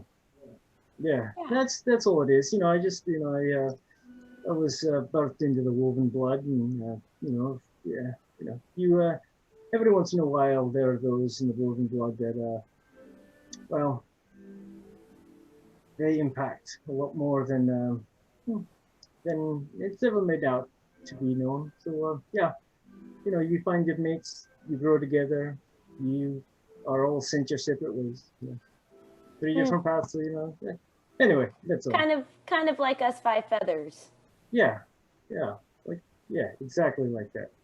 You just maybe you're a little more quiet about it. Yeah. We do less talking and a lot more stab. a lot more reconciliation. That's the best way to say it. We make sure that everybody's being obedient. You gotta follow your rules. Are there ever rewards for that? The real reward is the friends you make along the way. The real reward is basically when you get those to come back and they repent, they are able to atone, and then they're granted a lot. Their powers back. They're able to kind of see, basically, like the error of their ways, and so that's really the reward. And you can tell that like Voxel kind of like tenses up just a little bit and be like, yeah, I think that one worked. Well, it sounds, not to be redundant, it sounds very rewarding to be in such a line of work. Absolutely it is. No, it's yeah. I don't think I would ever want to do anything more than be tied to this. So, how did you all get together? Well, That's a funny Tell them to story. start a ruckus. it all started Started with a ruckus. when I made a ruckus. Ruckus, eh?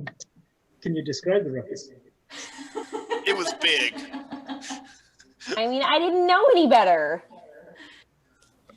But then we went to the Saget, and like that's a small ruckus in the Saget. Another ruckus.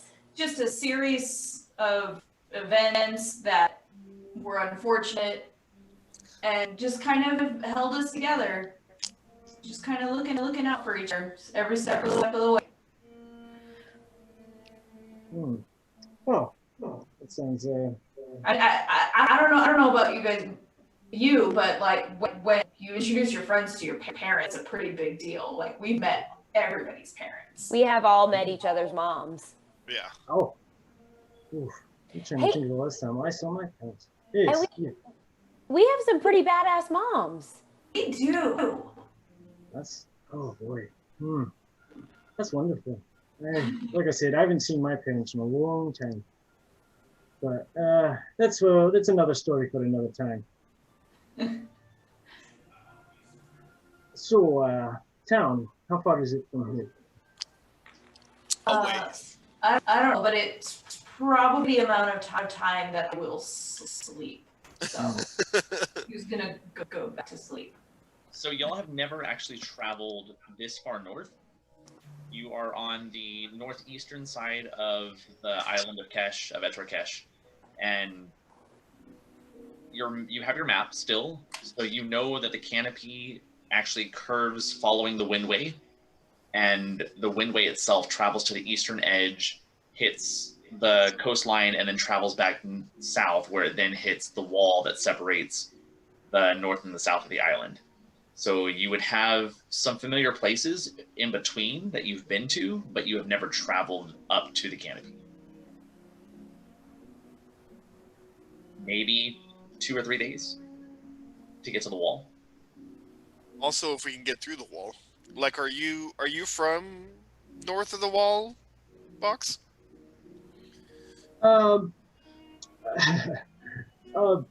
Truthfully, I don't fully know where I came from. When I was ushered into Living Blood, we traveled a lot. Oh. So, I truthfully, recently found out where I was from, but Hmm. it was like from south of the wall, and it's really hard to get north of the wall when you're south of the wall. Yeah. But Oh. going back south shouldn't be as hard. I don't know. You know, if we travel south, or if we follow the canopy along the eastern side, maybe further away. Oh wait, hang on. Yeah, maybe on the opposite side of the woods as Braska, we could pass by Fairwind's Folly. And on our way south, we would also pass by Salem Kadoon, and I think that would be a good idea to stop there and let the monastery know about the Grey Sisters. I think that would be a I great agree. idea. So you'll have a plan. So For your once. expectations are to travel through the canopy. Right. Yeah. With the mission set, locations ready to go, you pile in. Who is actually driving the carriage? Car. Car, as you take the lead, you have a new friend. Not Timothy, but Nope. you've seen your fair share of Her name is Samantha. Samantha is rested and ready to do her job. She's very civil and obedient with a chipper step. And you She begin. loves carrots. Kimura, you sleep. Are you lay down and rest inside the carriage? Is anybody else going in the carriage? No, I think I'm gonna walk alongside it. Docs will do the same. I'm gonna kind of keep an eye out in the area around us. Okay, so we have Kelnis on sentry duty, and then Voxel just kind of staying on the outside. Q, You begin resting, and for the first leg of the journey, you were just so happy to finally be back with your friends, back in a familiar family situation. And then you hear, creeping out of the back of your mind, the voice of Jocelyn Reese. And the message says, "Run, run, try to get away. I can find you. I can get you. Sooner or later, you will return. Tell Dakar his father is in good hands." Felix keeps him company. And that's the message. And that's where we're going to end today's session.